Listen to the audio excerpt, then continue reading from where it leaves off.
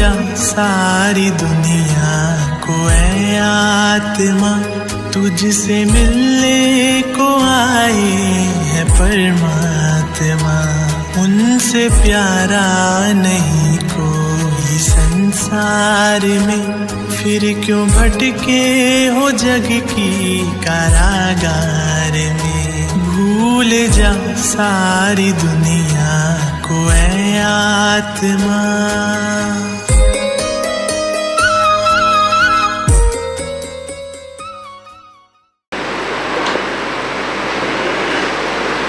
ओम शांति।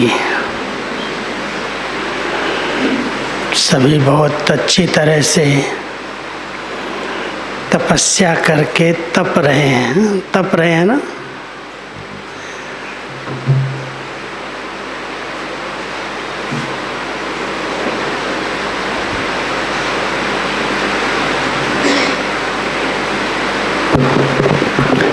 എല്ലാവരും നല്ല രീതിയിൽ തപസ് ചെയ്തുകൊണ്ട് തപിച്ചുകൊണ്ടിരിക്കുകയാണല്ലോ. इतना तपने की क्या ज़रूरत है?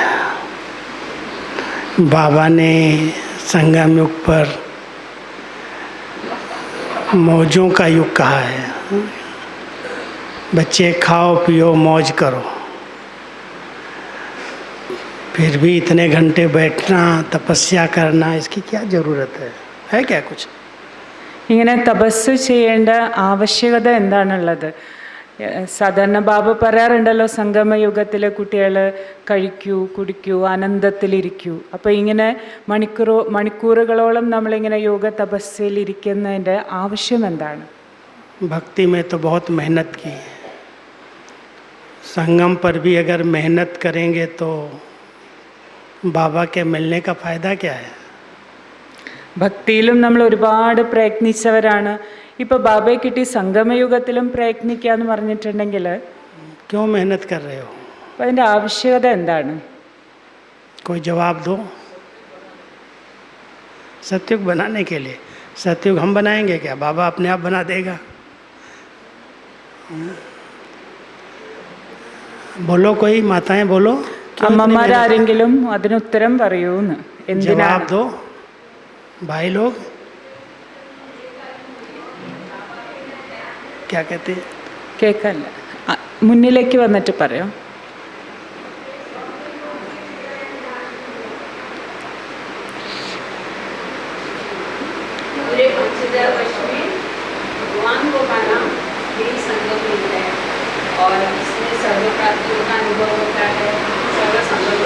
नहीं, भगवान को पाना अभी पाना है, पा लिया है। अच्छा, पा लिया तो फिर मेहनत क्यों? अच्छा,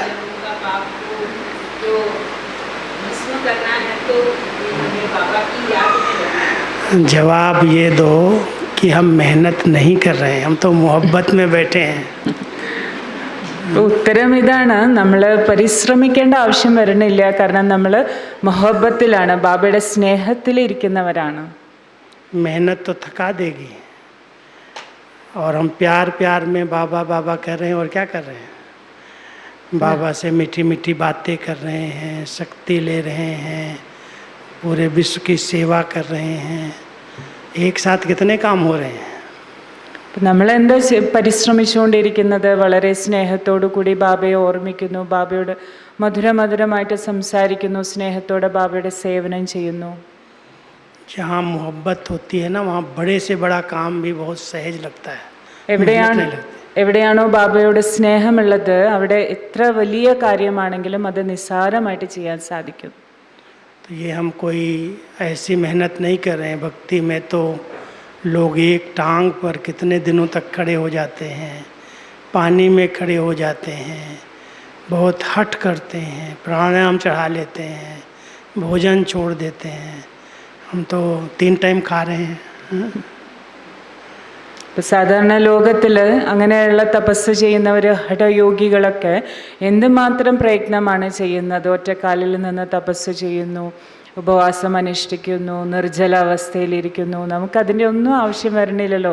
നമ്മൾ 3 നേരം വളരെ സുഭിക്ഷമായിട്ട് ഭക്ഷണം കഴിക്കുന്നുണ്ട്. इसलिए मेहनत शब्द बाबा की डिक्शनरी में है ही नहीं। ഇപ്പം പരിശ്രമം പ്രയത്നം എന്നുള്ള വാക്ക് ബാബയുടെ ഡിക്ഷണറിയിൽ തന്നെ ഇല്ല. जो कुछ हम कर रहे हैं समझ से कर रहे हैं, अपने और विश्व कल्याण के लिए कर रहे हैं. അതുകൊണ്ട് നമ്മൾ എന്താണോ ചെയ്തുകൊണ്ടിരിക്കുന്നത് അതൊക്കെ നമ്മൾ മനസ്സിലാക്കിക്കൊണ്ട് വിവേകത്തോടു കൂടി മനസ്സിലാക്കിക്കൊണ്ട് ചെയ്തുകൊണ്ടിരിക്കുകയാണ്. വിശ്വമംഗളത്തിന് വേണ്ടി ചെയ്തുകൊണ്ടിരിക്കുന്ന കാര്യങ്ങളാണ്. और वास्तव में कोई इतना समय बैठ करके तपस्या करने की बाबा ने कोई ऐसी मत नहीं दी है. ये तो हम सब चाहते हैं कि हम कुछ समय एकांत में चले जाएं, एक रस बैठें, अपने आप को रियलाइज़ करें. बाबा अपने बच्चों को मेहनत नहीं देता है, लेकिन हम अपने आप को परिवर्तन करने के लिए थोड़ी मेहनत कर रहे हैं.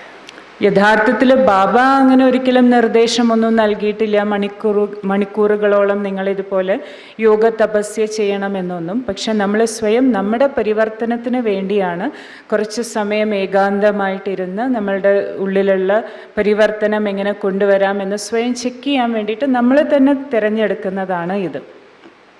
हमारा योग जो है वो सहज योग है, लेकिन सहज करते करते कभी कभी उसमें अलबेलापन मिक्स हो जाता है.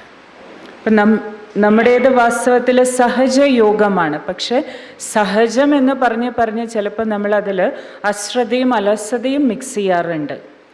इसलिए सहज की बजाय बाबा कहते हैं बच्चे श्रेष्ठ योगी, महातपस्वी.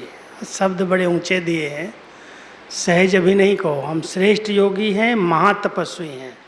അതുകൊണ്ട് സഹജയോഗി എന്നുള്ളത് മാറ്റിയിട്ട് ഇങ്ങനെയാക്കണം, നമ്മൾ ശ്രേഷ്ഠ യോഗികളാണ്, മഹാതപസ്വി യോഗികളാണ്.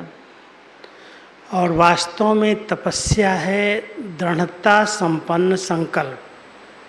തപസ്യ എന്നാൽ അർത്ഥം ദൃഢത സമ്പന്നമായ സങ്കല്പം. अगर संकल्प में दृढ़ता है मानो वही तपस्या है. സങ്കല്പങ്ങളിൽ ദൃഢത ഉണ്ടായിരിക്കുക, അതാണ് തപസ്. ये सोचना है, ये नहीं सोचना है, ये बोलना है, ये नहीं बोलना है. जो नहीं वाला है, जो बाबा दो शब्द यूज कर रहे हैं ना मुरलियों में, 3-4 मुरलियों में, नॉट डॉट. जो नहीं करना है वो उसको डॉट लगा दो, बिंदी लगा दो. तो नॉट और डॉट, बस यही पुरुषार्थ है. അതായത് നമുക്ക് അത്രയും ദൃഢത ഉണ്ടായിരിക്കണം. ഇത് ചെയ്യേണ്ടത്, ഇത് ചെയ്യേണ്ടാത്തത്, ഇത് ചിന്തിക്കേണ്ടത്, ഇത് ചിന്തിക്കേണ്ടാത്തത്, ഇത് പറയേണ്ടത്, ഇത് പറയേണ്ടാത്തത്. അപ്പോൾ ഏതാണോ ചെയ്യാൻ പാടില്ലാത്തത്, ഇതുപോലെ കഴിഞ്ഞ മുരളിയിൽ ബാബ പറഞ്ഞല്ലോ നോട്ട് ഡോട്ട്. ചെയ്യാൻ പാടില്ലാത്തതാണ് നോട്ട് ആണെന്ന് മനസ്സിലാക്കിയ സെക്കൻഡിൽ നമ്മളവിടെ ഡോട്ട് ഫുൾ സ്റ്റോപ്പ് ഇടണം. तो ऐसी दृढ़ता संपन्न तपस्या जिससे आत्मा संपूर्ण पावन बन जाए. जो हमारा गोल है, जो हमारा लक्ष्य है, वो है आत्मा को संपूर्ण पावन बनाना. നമ്മുടെ ലക്ഷ്യം തന്നെ അങ്ങനെയാണ്, ദൃഢസങ്കല്പം വെച്ച് ആത്മാവിനെ സമ്പൂർണ്ണ പാവനമാക്കി മാറ്റുക. बाबा ने हमें स्मृति दिलाई आपका अनादि स्वरूप परमधाम का, फिर आपका आदि स्वरूप, फिर आपका पूज्य स्वरूप और ये ब्राह्मण स्वरूप. ये चारों स्वरूप उनका आधार पवित्रता है. അപ്പോൾ ബാബ നമുക്ക് മനസ്സിലാക്കി തന്നിട്ടുണ്ട് നമ്മളുടെ സ്വരൂപങ്ങൾ. ആദ്യം അനാദി സ്വരൂപം, പരംധാമത്തിലിരിക്കുന്ന സ്വരൂപം, പിന്നെ ആദി സ്വരൂപം, അതിനുശേഷം പൂജ്യ സ്വരൂപം, അതിനുശേഷം ഇപ്പോഴത്തെ ബ്രാഹ്മണ സ്വരൂപം. ഈ 4 സ്വരൂപങ്ങളുടെയും ആധാരം പവിത്രതയാണ്. संगम युग पर अगर हमने अपने आप को संपूर्ण पावन नहीं बना पाया किसी कारण से, तो क्या होगा? സംഗമയുഗത്തിൽ അഥവാ നമുക്ക് നമ്മളെ സമ്പൂർണ്ണ പാവനമാക്കാൻ സാധിച്ചില്ല എന്തെങ്കിലും കാരണങ്ങൾ കൊണ്ട്, അപ്പോൾ എന്തായിരിക്കും ഉണ്ടാവുക? तो बाबा के साथ वापस नहीं जा पाएंगे. बीच में धर्मराजपुरी क्रॉस करनी पड़ेगी. ഇപ്പം തിരിച്ച് ബാബയോടൊപ്പം നമുക്ക് പോകാൻ സാധിക്കില്ല. പകരം ഇടയിൽ ധർമ്മരാജപുരി ക്രോസ് ചെയ്യേണ്ടി വരും. और बाबा चाहते हैं कि मेरे बच्चे मेरे बनने के बाद इन सजाओं का अनुभव न करें. मेरे साथ साथ चलें। ബാബ ആഗ്രഹിക്കുന്നത് നിങ്ങൾ ബാബയുടെ കുട്ടികളായി, എൻ്റെ കുട്ടികളായി, എന്നിട്ട് എന്നോടൊപ്പം തിരിച്ചു പോകാൻ സാധിക്കാതെ ധർമ്മരാജപുരിയിൽ ശിക്ഷ അനുഭവിക്കേണ്ടി വരിക. ബാബ ഒരിക്കലും ഇത് നമ്മളെ പ്രതി ആഗ്രഹിക്കുന്നില്ല. उसके लिए इस पार्ट में 84 जन्मों में खेल खेलते खेलते जो आत्मा पर कट चढ़ी, मैल चढ़ी, इम्प्योरिटी आई, उस इम्प्योरिटी को ख़त्म करने के लिए हम तपस्या कर रहे हैं. അപ്പം അതുകൊണ്ട് 84 ജന്മങ്ങൾ കഴിഞ്ഞു. ഇത്രയും നമ്മൾ 84 ജന്മങ്ങളുടെ പാർട്ട് അഭിനയിച്ച് നമ്മുടെ ഉള്ളിൽ എന്തെല്ലാമാണോ അഴുക്ക് കറകൾ വന്നിട്ടുള്ളത്, ആ അഴുക്കിനെയും കറയും ആത്മാവിൽ നിന്ന് കളയാൻ വേണ്ടി, അതിനാണ് നമ്മൾ യഥാർത്ഥത്തിൽ തപസ് ചെയ്യുന്നത്. अपना अनादि स्वरूप जब बाबा के साथ हैं, चमकते हुए सितारे के रूप में संपूर्ण पावन आत्माएं, घर में कोई इम्प्योर आत्मा नहीं जा सकती, रह भी नहीं सकती. वो परम पवित्र घर परम धाम है जहाँ पर सदा पतित पावन परमात्मा निवास करते हैं. उस घर में जाने के लिए आत्मा को संपूर्ण पावन बनना पड़ेगा. हम बच्चे ज्ञान और योग से बन रहे हैं, बाकी आत्माएं सजाएं भोग करके बनेंगी. बिना कोई पावन बने अपने घर के द्वार में प्रवेश नहीं कर सकता. ഇപ്പം നമ്മുടെ വീട് പരംധാമം, പരമപവിത്രമായ സ്ഥലമാണ്. എവിടെയാണോ പതീത പാവനായ ശിവബാബ ഇരിക്കുന്നത്, നമ്മൾ ആത്മാക്കളും അവിടെ സമ്പൂർണ്ണ പവിത്ര സ്വരൂപത്തിലാണ് ഇരിക്കുന്നത്. അതുകൊണ്ട് പാവനമാകാതെ, സമ്പൂർണ്ണ പാവനമാകാതെ ഒരു ആത്മാവിന് പോലും വീട്ടിലേക്ക് കടക്കാൻ സാധിക്കില്ല. അപ്പം നമ്മൾ ബാബയുടെ കുട്ടികളെല്ലാം ജ്ഞാനയോഗത്തിലൂടെ പാവനമാകുന്നു, ബാക്കി ആത്മാക്കൾ ശിക്ഷകളിലൂടെ പാവനമാകുന്നു. കാരണം സമ്പൂർണ്ണ പാവനമാകാതെ ആർക്കും വീട്ടിലേക്ക് പോകാൻ പറ്റില്ല.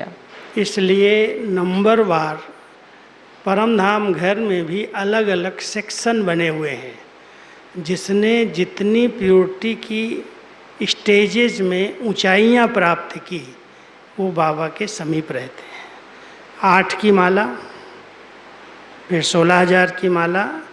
आप परमधाम का चित्र अगर देखेंगे न, जो बिंदियों का है, छोटी छोटी बिंदियाँ, स्टार्स, उसमें शिव बाबा के बिल्कुल नज़दीक गले में जैसे 8 रतन हैं. फिर थोड़ा सा आगे चलते हैं तो 108 हैं. फिर थोड़ा सा आगे जाते हैं 16,108 हैं. फिर और थोड़ा आगे जाते हैं तो 9 लाख हैं. ये सतयुग की जो पहली जनरेशन्स है, वो परमधाम घर में भी शिव बाबा के बिल्कुल समीप रहती है, क्योंकि वो संपूर्ण पावन आत्माएं वहाँ जाती हैं. അപ്പം അതുകൊണ്ടാണ് നമ്മൾ പരംധാമത്തിൻ്റെ ചിത്രത്തിൽ, ആത്മാക്കൾ ഇരിക്കുന്ന ചിത്രത്തിൽ കണ്ടിട്ടുണ്ടെങ്കിൽ നമുക്കറിയാം, ആത്മാക്കൾ ഓരോ ലെവൽ ബൈ ലെവലായിട്ടാണ് ഇരിക്കുന്നത്. കാരണം ഓരോ ആത്മാവിൻ്റെയും സമ്പൂർണ്ണ പാവനമാകുന്ന സ്റ്റേജ്, ആ പവിത്രതയുടെ സ്റ്റേജ് പല ലെവലിലായിട്ടാണ് ഉണ്ടാകുന്നത്. അപ്പം അതുകൊണ്ട് തന്നെ പരംധാമത്തിലും നമ്പർ വൈസ് ആയിട്ടാണ് ആത്മാക്കൾ ഇരിക്കുന്നത്. നമ്മൾ ശ്രദ്ധിച്ചിട്ടുണ്ടാകും. ശിവബാബയുടെ തൊട്ടടുത്തിരിക്കുന്നത് അഷ്ടരത്നങ്ങൾ, 8 ആത്മാക്കളാണ്.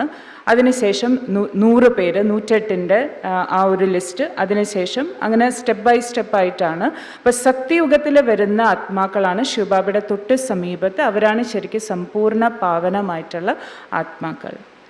उसके बाद दूसरे धर्म वाली आती है, उनका सेक्शन अलग है. बाबा से बहुत दूरी है उनकी, वहाँ भी दूरी है. यहाँ साकार में भी दूर है, लेकिन वहाँ परमधाम में भी उनका स्थान अलग बना हुआ है.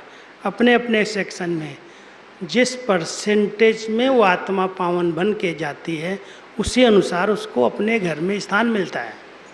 അപ്പം എല്ലാം പവിത്രതയുടെ ഒരു പെർസെൻറ്റേജ് ഉണ്ട്.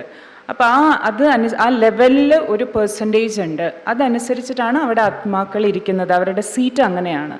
അപ്പോൾ സത്യയുഗത്തിലെ ആത്മാക്കൾ, ത്രേതായുഗത്തിലെ ആത്മാക്കൾ, അത് കഴിഞ്ഞിട്ട് മറ്റ് ധർമ്മത്തിലുള്ള ആത്മാക്കൾ, അത് നമ്മൾ ആ ചിത്രം ശ്രദ്ധിച്ചിട്ടുണ്ടെങ്കിൽ, പരംധാമത്തിൻ്റെ ചിത്രം ശ്രദ്ധിച്ചിട്ടുണ്ടെങ്കിൽ അറിയാൻ സാധിക്കും. മറ്റ് ധർമ്മത്തിലുള്ള ആത്മാക്കളൊക്കെ വേറെ വേറെ സെക്ഷനിലായിട്ട് ഇങ്ങനെ കൊടുത്തിട്ടുണ്ട്.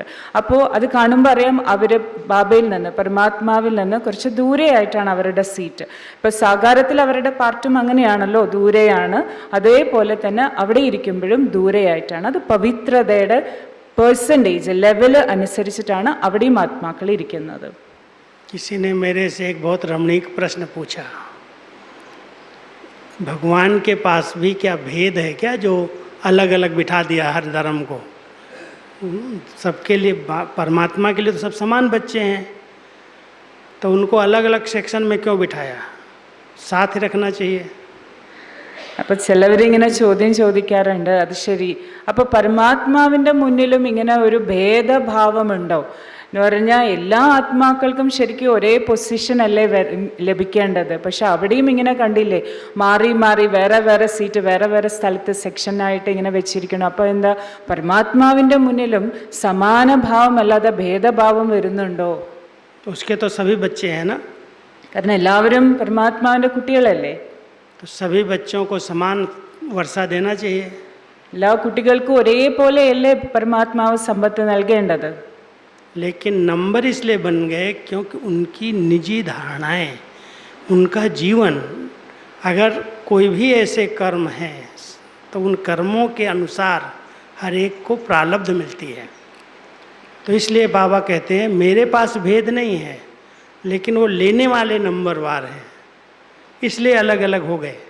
शिव बाबा के तो सभी बच्चे हैं. ഇപ്പം ബാബ പറഞ്ഞ് മനസ്സിലാക്കി തന്നിട്ടുണ്ട്, എൻ്റെ മുന്നിൽ ഒരിക്കലും ഒരു ഭേദഭാവമില്ല, പക്ഷെ ആത്മാക്കൾ എന്നിൽ നിന്നും എടുക്കുന്നതിലാണ് വ്യത്യാസം, ധാരണ ചെയ്യുന്നതിലാണ് വ്യത്യാസം, അവരവരുടെ കർമ്മത്തിൻ്റെ ഫലമാണ് അങ്ങനെ ഒരു ഭേദം വരാൻ കാരണം, അവർ ചെയ്യുന്ന കർമ്മഫലം അനുസരിച്ച്. जब हम आत्माएं ऊपर से इस सृष्टि मंच पर खेल खेलने के लिए आई, अपने आदि स्वरूप को, देव स्वरूप को याद करो, स्मृति में लाओ. जब मैं आत्मा इस सृष्टि पर जन्म लूँगी तो मेरा जन्म कैसे होगा? അപ്പം നമ്മൾ ആദ്യം സൃഷ്ടി ഈ നാടകവേദിയിലേക്ക് പാർട്ട് അഭിനയിക്കാൻ വേണ്ടി വരുമ്പോൾ നമ്മളുടെ ആദ്യത്തെ പാർട്ട്, ആദ്യത്തെ ജന്മം, അപ്പം അതൊന്ന് സ്മൃതിയിലേക്ക് കൊണ്ടുവരൂ. എങ്ങനെയായിരിക്കും എൻ്റെ ആദ്യത്തെ ആ ദേവീ ദേവത പദവിയിലേക്ക് നമ്മൾ വരുമ്പോഴുള്ള നമ്മുടെ ആദ്യത്തെ ജന്മം, അതെങ്ങനെയായിരിക്കും? यादगार में श्री कृष्ण का जन्म कैसे दिखाया है? कलयुग वाला यादगार नहीं, द्वापर नहीं, लेकिन दूसरा यादगार, दो प्रकार के जन्म दिखाए हैं. एक जेल में दिखाया है और दूसरा पीपल के पत्ते पर दिखाया है. ഇപ്പോൾ രണ്ട് രീതിയിലാണ് ശ്രീകൃഷ്ണൻ്റെ ജന്മം തന്നെ കാണിച്ചിട്ടുള്ളത്. ഒന്ന് കഥയിൽ പറയുന്നുണ്ടല്ലോ ജയിലിൽ ജന്മം എടുത്തു എന്ന്, പിന്നെ ഒന്ന് പറയുന്നുണ്ട് ആലിലയിൽ കൃഷ്ണൻ ജനിച്ചു വീഴുന്നതായിട്ട്. जिसको हम वैकुंठ नाथ कहते हैं, वो वैकुंठ नाथ श्री कृष्ण नंबर 1 प्रिंस है. वो सतयुग का आदि रतन है. द्वापर में तो लोगों ने भ्रम से उस आत्मा के पार्ट को न समझ करके श्री कृष्ण को मान लिया. इसलिए वास्तव में श्री कृष्ण का जन्म जो है वो माँ को साक्षात्कार होता है. योग बल से वो आत्मा जन्म लेती है. दो चीज़ें हैं, इस पर थोड़ा गौर करना. एक है कि नई सृष्टि का प्रारंभ योग बल से कैसे हो गया, कहाँ इतने योगी थे? ഇപ്പം പുതിയ സൃഷ്ടിയുടെ ആരംഭം യോഗബലത്തിലൂടെയാണ്. അപ്പോൾ അങ്ങനെയാണല്ലോ അപ്പോൾ എവിടെയാണ് ഇത്രയും യോഗബലമുള്ള ആത്മാക്കൾ? അപ്പോൾ ശ്രീകൃഷ്ണൻ്റെ ജന്മത്തെക്കുറിച്ചിട്ട് പറയുന്നത് ഇങ്ങനെയാണ്, ശ്രീകൃഷ്ണന് ജന്മം കൊടുക്കുന്ന അമ്മയ്ക്ക് സാക്ഷാത്കാരം ഉണ്ടാകുന്നു. അപ്പോൾ അതിൻ്റെ ആധാരത്തിലാണ് ശ്രീകൃഷ്ണന് ജന്മം വരുന്നത്. അപ്പോൾ യോഗബലത്തിൻ്റെ ആധാരത്തിലാണ്. അതെങ്ങനെയാണ് അപ്പോൾ അത്രയും യോഗി ആത്മാക്കൾ എവിടെ നിന്ന് റെഡിയാകുന്നു? लेकिन जब कलयुग का महाविनाश होगा, उस समय जो आत्माएं थोड़ी सी बचेंगी, उनके वृत्तियों में बेहद का वैराग्य होगा. आपने बाबा के महावाक्य शायद सुने होंगे कि ऐसा समय होगा जो कोस बहुत दूर दूर एक दीपक जलेगा, बचेंगे बहुत थोड़े लोग. इतनी बड़ी आबादी खत्म होगी और थोड़ी सी आत्माएं बच करके जो रहेंगी वो देवताओं को उतारेंगे. ऊपर से आत्माएं उनके घर में जन्म लेंगे, सृष्टि परिवर्तन होगा. लेकिन जो बचेंगे उनको कोई शुद्ध बुद्ध कलयुग की नहीं रहेगी, नहीं तो बच्चों को बता देंगे. वो इतना वैराग्य वृत्ति होगी, कलयुग के अंत का वो सीन उनकी बुद्धि में इतना छपेगा जो उनको याद ही नहीं रहेगा ऐसा कलयुग कुछ था. और फिर वो देवताएं वैराग्य वृत्ति के घर में उनके पास अपना योग बल लेकर के साक्षात्कार करा के जन्म ले लेंगे.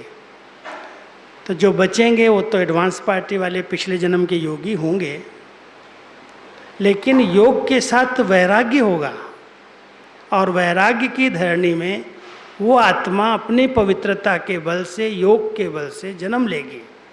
इसलिए शरीर और आत्मा सतयुग में हर एक की संपूर्ण पावन है। न शरीर विकारों से हुआ, न आत्मा विकारों का अनुभव करती है। इसलिए देवी देवताओं की जैसी कोई पूज्य आत्मा हो ही नहीं सकती है, क्योंकि संपूर्ण पावन है, शरीर और आत्मा दोनों पावन है, और योग बल से जन्म है। അപ്പോൾ യോഗ ബലത്തിലൂടെ ഉള്ള ജന്മം എങ്ങനെയാണെന്നാണ് ഭായിജി മനസ്സിലാക്കി തന്നത്. അതായത് ദേവീ ദേവതമാരായിട്ടുള്ള ആത്മാക്കൾക്ക് ജന്മം കൊടുക്കുന്ന അച്ഛനമ്മമാരുടെ അവസ്ഥ. അപ്പം കലിയുഗത്തിൻ്റെ അന്തിമ വിനാശം സംഭവിക്കുന്ന സമയത്ത് എല്ലാവരും ഇല്ലാതാകുമല്ലോ. അപ്പോൾ വളരെ കുറച്ച് പേര് മാത്രമാണ് ബാക്കി ഉണ്ടായിരിക്കുന്നത്. അപ്പോൾ അവർക്ക് ആ സമയത്ത് അവരുടെ ഒരു മാനസിക അവസ്ഥ എന്ന് പറഞ്ഞിട്ടുണ്ടെങ്കിൽ മുഴുവൻ വിനാശവും നടന്ന ആ ഒരു സാഹചര്യത്തിൽ ടോട്ടലി അവർക്ക് ഈ ലോകത്തിനോട് ഒരു വിരക്തി ഉള്ളിൻ്റെ ഉള്ളിൽ നിന്ന് വരികയാണ്. അത്രയും അവർക്ക് പരിധിയില്ലാത്ത ഒരു വിരക്തി. അപ്പോൾ ഇവരെല്ലാവരും തന്നെ അഡ്വാൻസ് പാർട്ടിയിലുള്ള ആത്മാക്കളാണ്.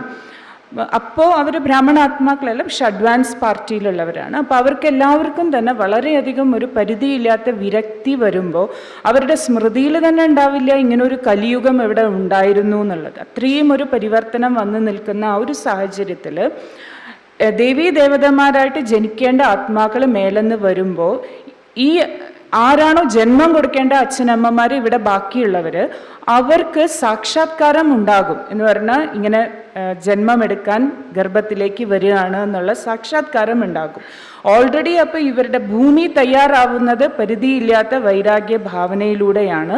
ഒപ്പം ഈ വരുന്ന ആത്മാക്കളുടെ പവിത്രതയുടെ സമ്പൂർണ്ണ പവിത്ര ആത്മാക്കളാണ് മേലെന്ന് വരുന്നത്. അവരുടെ സമ്പൂർണ്ണ പവിത്രതയുടെ ശക്തി, പിന്നെ ഓൾറെഡി ഇവർ അഡ്വാൻസ് പാർട്ടിയിലുള്ള ആത്മാക്കളാണ്, യോഗി ആത്മാക്കളാണ്. അപ്പോൾ അവരുടെ യോഗ ബലവും ഒപ്പം പരിധിയില്ലാത്ത വൈരാഗ്യ ഭാവനയും ഒപ്പം മേലെന്ന് വരുന്ന ആത്മാക്കളുടെ സമ്പൂർണ്ണ പവിത്രതയുടെയും ആധാരത്തിലാണ് ഈ ആത്മാക്കൾ ഇവരുടെ ഗർഭത്തിലേക്ക് പ്രവേശിക്കുന്നത്. അപ്പം അതുകൊണ്ട് തന്നെ അവർക്ക് കിട്ടുന്ന ശരീരം തീർച്ചയായിട്ടും പവിത്രമായിരിക്കും, ആത്മാവും പവിത്രമായിരിക്കും, ശരീരവും പവിത്രമായിരിക്കും. അങ്ങനെയാണ് ദൈവീ ദേവതമാരുടെ ജന്മം ഉണ്ടാകുന്നത്. യോഗബലത്തിലൂടെ സമ്പൂർണ്ണ പവിത്രമായ ജന്മം ഈ രീതിയിലാണ്, ശരീരവും ആത്മാവും പവിത്രമായിട്ട് ഉണ്ടാകുന്നത് ഇങ്ങനെയാണ്. श्री कृष्ण और श्री नारायण इन दोनों में भी बाबा कई बार कहते हैं श्री कृष्ण को जितना सब प्यार करते हैं उतना श्री नारायण को नहीं करते। क्या अंतर हो गया? क्योंकि प्यार जो है आत्माओं का आत्माओं से वो पवित्रता के आधार पर है, और वो श्री कृष्ण की आत्मा इतनी इनोसेंट है, इतनी शुद्ध है, पवित्र है, जिसको आते ही बोलते हैं सारे संसार में रोशनी हो जाती है, लाइट हो जाती है, इतनी प्योर, इतनी शुद्ध है। लेकिन जब शादी होती है, स्वयंवर होता है, तब श्री नारायण नाम पड़ता है उनका, श्री कृष्ण का ही नाम श्री नारायण पड़ता है। और वो श्री नारायण दो हो गए एक से। अब उनको बच्चों की पालना करनी है, यथा राजा रानी तथा प्रजा, जैसे वो हैं वैसे बच्चों की सबकी प्रजा की पालना करते हैं। इसलिए राजा रानी को माता पिता कहते हैं। लेकिन माता पिता बनने के बाद वो स्टेज प्योर शुद्ध जो है बिल्कुल परसेंटेज में थोड़ी सी नीचे आ जाता है, संबंध बनते हैं। और संबंध बनते बनते कई लोग कहते हैं जब वो संपूर्ण पावन सारी सृष्टि थी, वो आखिर एकदम भिखारी कैसे बन गए, पतित कैसे बन गए? इस पर भी प्रश्न उठते हैं कईयों के, कैसे बने? അതായത് ശ്രീകൃഷ്ണനെയും ശ്രീനാരായണനെയും കമ്പയർ ചെയ്യുമ്പോൾ ബാബ പറയാറുണ്ട് എല്ലാവരും കൂടുതൽ ഇഷ്ടപ്പെടുന്നത് ശ്രീകൃഷ്ണനെയാണ്, ശ്രീനാരായണനെ. ടീച്ചേഴ്സ് ബുദ്ധി ചലാന അപ്പോൾ എന്തുകൊണ്ടാണ് ശ്രീകൃഷ്ണനോട് കൂടുതൽ സ്നേഹം? കാരണം ശ്രീകൃഷ്ണൻ ശ്രീനാരായണനെ വെച്ച് കമ്പയർ ചെയ്യുമ്പോൾ കൂടുതൽ സമ്പൂർണ്ണ പവിത്രതയിൽ കൂടുതൽ ശതമാനം കൂടുതൽ ശ്രീകൃഷ്ണനാണ്. കാരണം ശ്രീകൃഷ്ണൻ ചെറിയ കുട്ടിയാണല്ലോ, വലുതായിട്ട് സ്വയംവരത്തിന് ശേഷമാണ് ശ്രീനാരായണനാകുന്നത്. പറയുന്നത്. ഇപ്പം ശ്രീനാരായണൻ ശ്രീലക്ഷ്മിയുടെ പാർട്ടി എന്ന് പറഞ്ഞിട്ടുണ്ടെങ്കിൽ പ്രജകളെ എല്ലാം പാലിക്കണം, മക്കളെ പാലിക്കണം. അപ്പോൾ മാതാപിതാവിൻ്റെ ആ ഒരു അവസ്ഥയിലേക്ക് വരികയാണ്. അപ്പോൾ ഇത്രയും വ്യത്യാസം വന്നില്ലേ, വർഷങ്ങളുടെ പാർട്ടിൻ്റെ ഒക്കെ വ്യത്യാസം വന്നു. അപ്പോൾ അവരുടെ ആ ഒരു ഭാവനയിലും വ്യത്യാസം. അതുകൊണ്ട് ചെറിയൊരു ശതമാനം ശ്രീകൃഷ്ണനായിരിക്കുമ്പോൾ അവസ്ഥയിൽ നിന്ന് ശ്രീനാരായണൻ്റെ അവസ്ഥയിലേക്ക് വരുമ്പോൾ ചെറിയൊരു ശതമാനം ആ പവിത്രതയിൽ വ്യത്യാസം വരും. അതുകൊണ്ടാണ് ശ്രീകൃഷ്ണൻ എപ്പോഴും എല്ലാവർക്കും വളരെ പ്രിയപ്പെട്ടതായിട്ട് വരുന്നത്. പവിത്രതയിലുള്ള വ്യത്യാസമാണ്. അപ്പോൾ അതുപോലെ തന്നെ പലരും ചോദിക്കാറുണ്ട്, ഇത്രയും സമ്പൂർണ്ണ പവിത്രമായിരുന്ന ഈ ലോകം എങ്ങനെ ഇത്രയും മോശമായി? അതിൻ്റെ കാരണം എന്താണ്? सतयुग में 16 कला संपूर्ण प्योर शुद्ध, और त्रेता आते आते 1250 साल में 8 जन्म होने के बाद 2 कलाएं कम हो गई, डिग्री कम हो गई. कौन सी कलाएं कम हो गई? ഇപ്പോൾ 16 കല സമ്പൂർണമായ അവസ്ഥയിൽ നിന്ന് 8 ജന്മം കഴിഞ്ഞ് 1250 വർഷം കഴിഞ്ഞപ്പോഴേക്കും എന്തുകൊണ്ടാണ് 2 കല കുറഞ്ഞു എന്ന് പറയുന്നത്? ഏത് 2 കലയാണ് കുറഞ്ഞത്? क्या हुआ? कैसे? कौन सी कलाएं कम हुई? 2 कलाएं. ഏത് 2 കലയാണ് ഈ കുറഞ്ഞു എന്ന് പറയുന്നത്? वास्तव में 2 कलाएं माना कोई 2 चीज़ें नहीं कम हो गई. परसेंटेज, फुल परसेंटेज में हर चीज़ में थोड़ी थोड़ी गिरावट आई. और गिरावट आने का कारण क्या बना? അതായത് ഇങ്ങനെ 2 കല എന്ന് പറയുമ്പോൾ ഏതോ ഒരു 2 കല, ഒരു 2 കാര്യം കുറഞ്ഞു എന്നല്ല അവിടെ അർത്ഥം വരുന്നത്. എല്ലാത്തിലും, എല്ലാ കലയിലും കുറച്ച് കുറച്ച് ഒരു കുറവ് വരിക, മങ്ങൽ വരിക, അതിനെയാണ് അവിടെ 2 കല കുറഞ്ഞു എന്ന് പറയുന്നത്. അപ്പം എങ്ങനെയാണ്, എന്ത് കാരണം കൊണ്ടാണ് ഈ കല കുറയുന്നത്? कारण क्या बना? बोलो, कौन सा कारण था जो 16 कला वाली आत्मा में हर कला में थोड़ी थोड़ी परसेंटेज त्रेता तक कम हो गई? എന്തായിരിക്കും ആ കാരണം? 16 കല സമ്പൂർണ്ണ അവസ്ഥയിൽ നിന്ന് പെർസെൻറ്റേജ് കുറഞ്ഞ് 2 കല കുറഞ്ഞ അവസ്ഥയിലേക്ക് വരാൻ 8 ജന്മം കഴിഞ്ഞപ്പോൾ എന്തായിരിക്കും കാരണം? क्या कारण है? कौन बता रहा? हाथ उठा रहे हैं.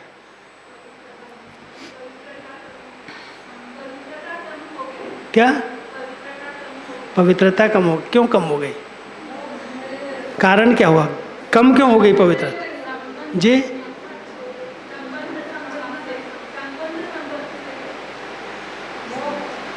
कारण तो बताओ ना, कोई ठोस कारण होगा ना, तब तो गिरावट आई. आत्मा और शरीर, आत्मा शरीर के बिना कुछ नहीं कर सकती. और शरीर के चक्र में शरीर लिया, शरीर छोड़ा, शरीर लिया, शरीर छोड़ा, तो शरीर के कारण शरीर का भान कुछ न कुछ आने लगा. आत्मा थोड़ा थोड़ा सोल कॉन्शियस स्टेज से नीचे आई परसेंटेज में. इसलिए सतयुग के अंदर 2 बच्चे थे, एक बेटी एक बेटा. त्रेता के अंदर 3 हो गए. एक जनरेशन में भी वृद्धि हुई, विस्तार हुआ. और प्योरिटी की स्टेज में शरीर के कारण, देह के कारण धीरे धीरे संग का रंग लगता गया. मिसाल अगर बताते हैं आप, मान लो आज आपके घर में बहुत भक्ति, पूजा पाठ सब कुछ है, बहुत श्रद्धा है भगवान के प्रति, लेकिन आप अपने बेटे को पढ़ने के लिए विदेश भेज दो. वहाँ एक जनरेशन तो ठीक शायद रहेगा, उसको याद आएगा माँ ने, बाप ने मैं सिखाया, ये संस्कार दिए.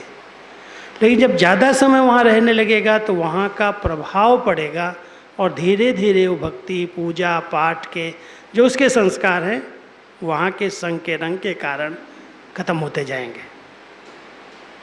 संग का रंग, तो हम आत्माओं को इस शरीर का संग लगता गया और संग लगने के कारण प्योरिटी की स्टेज में गिरावट आने लगी.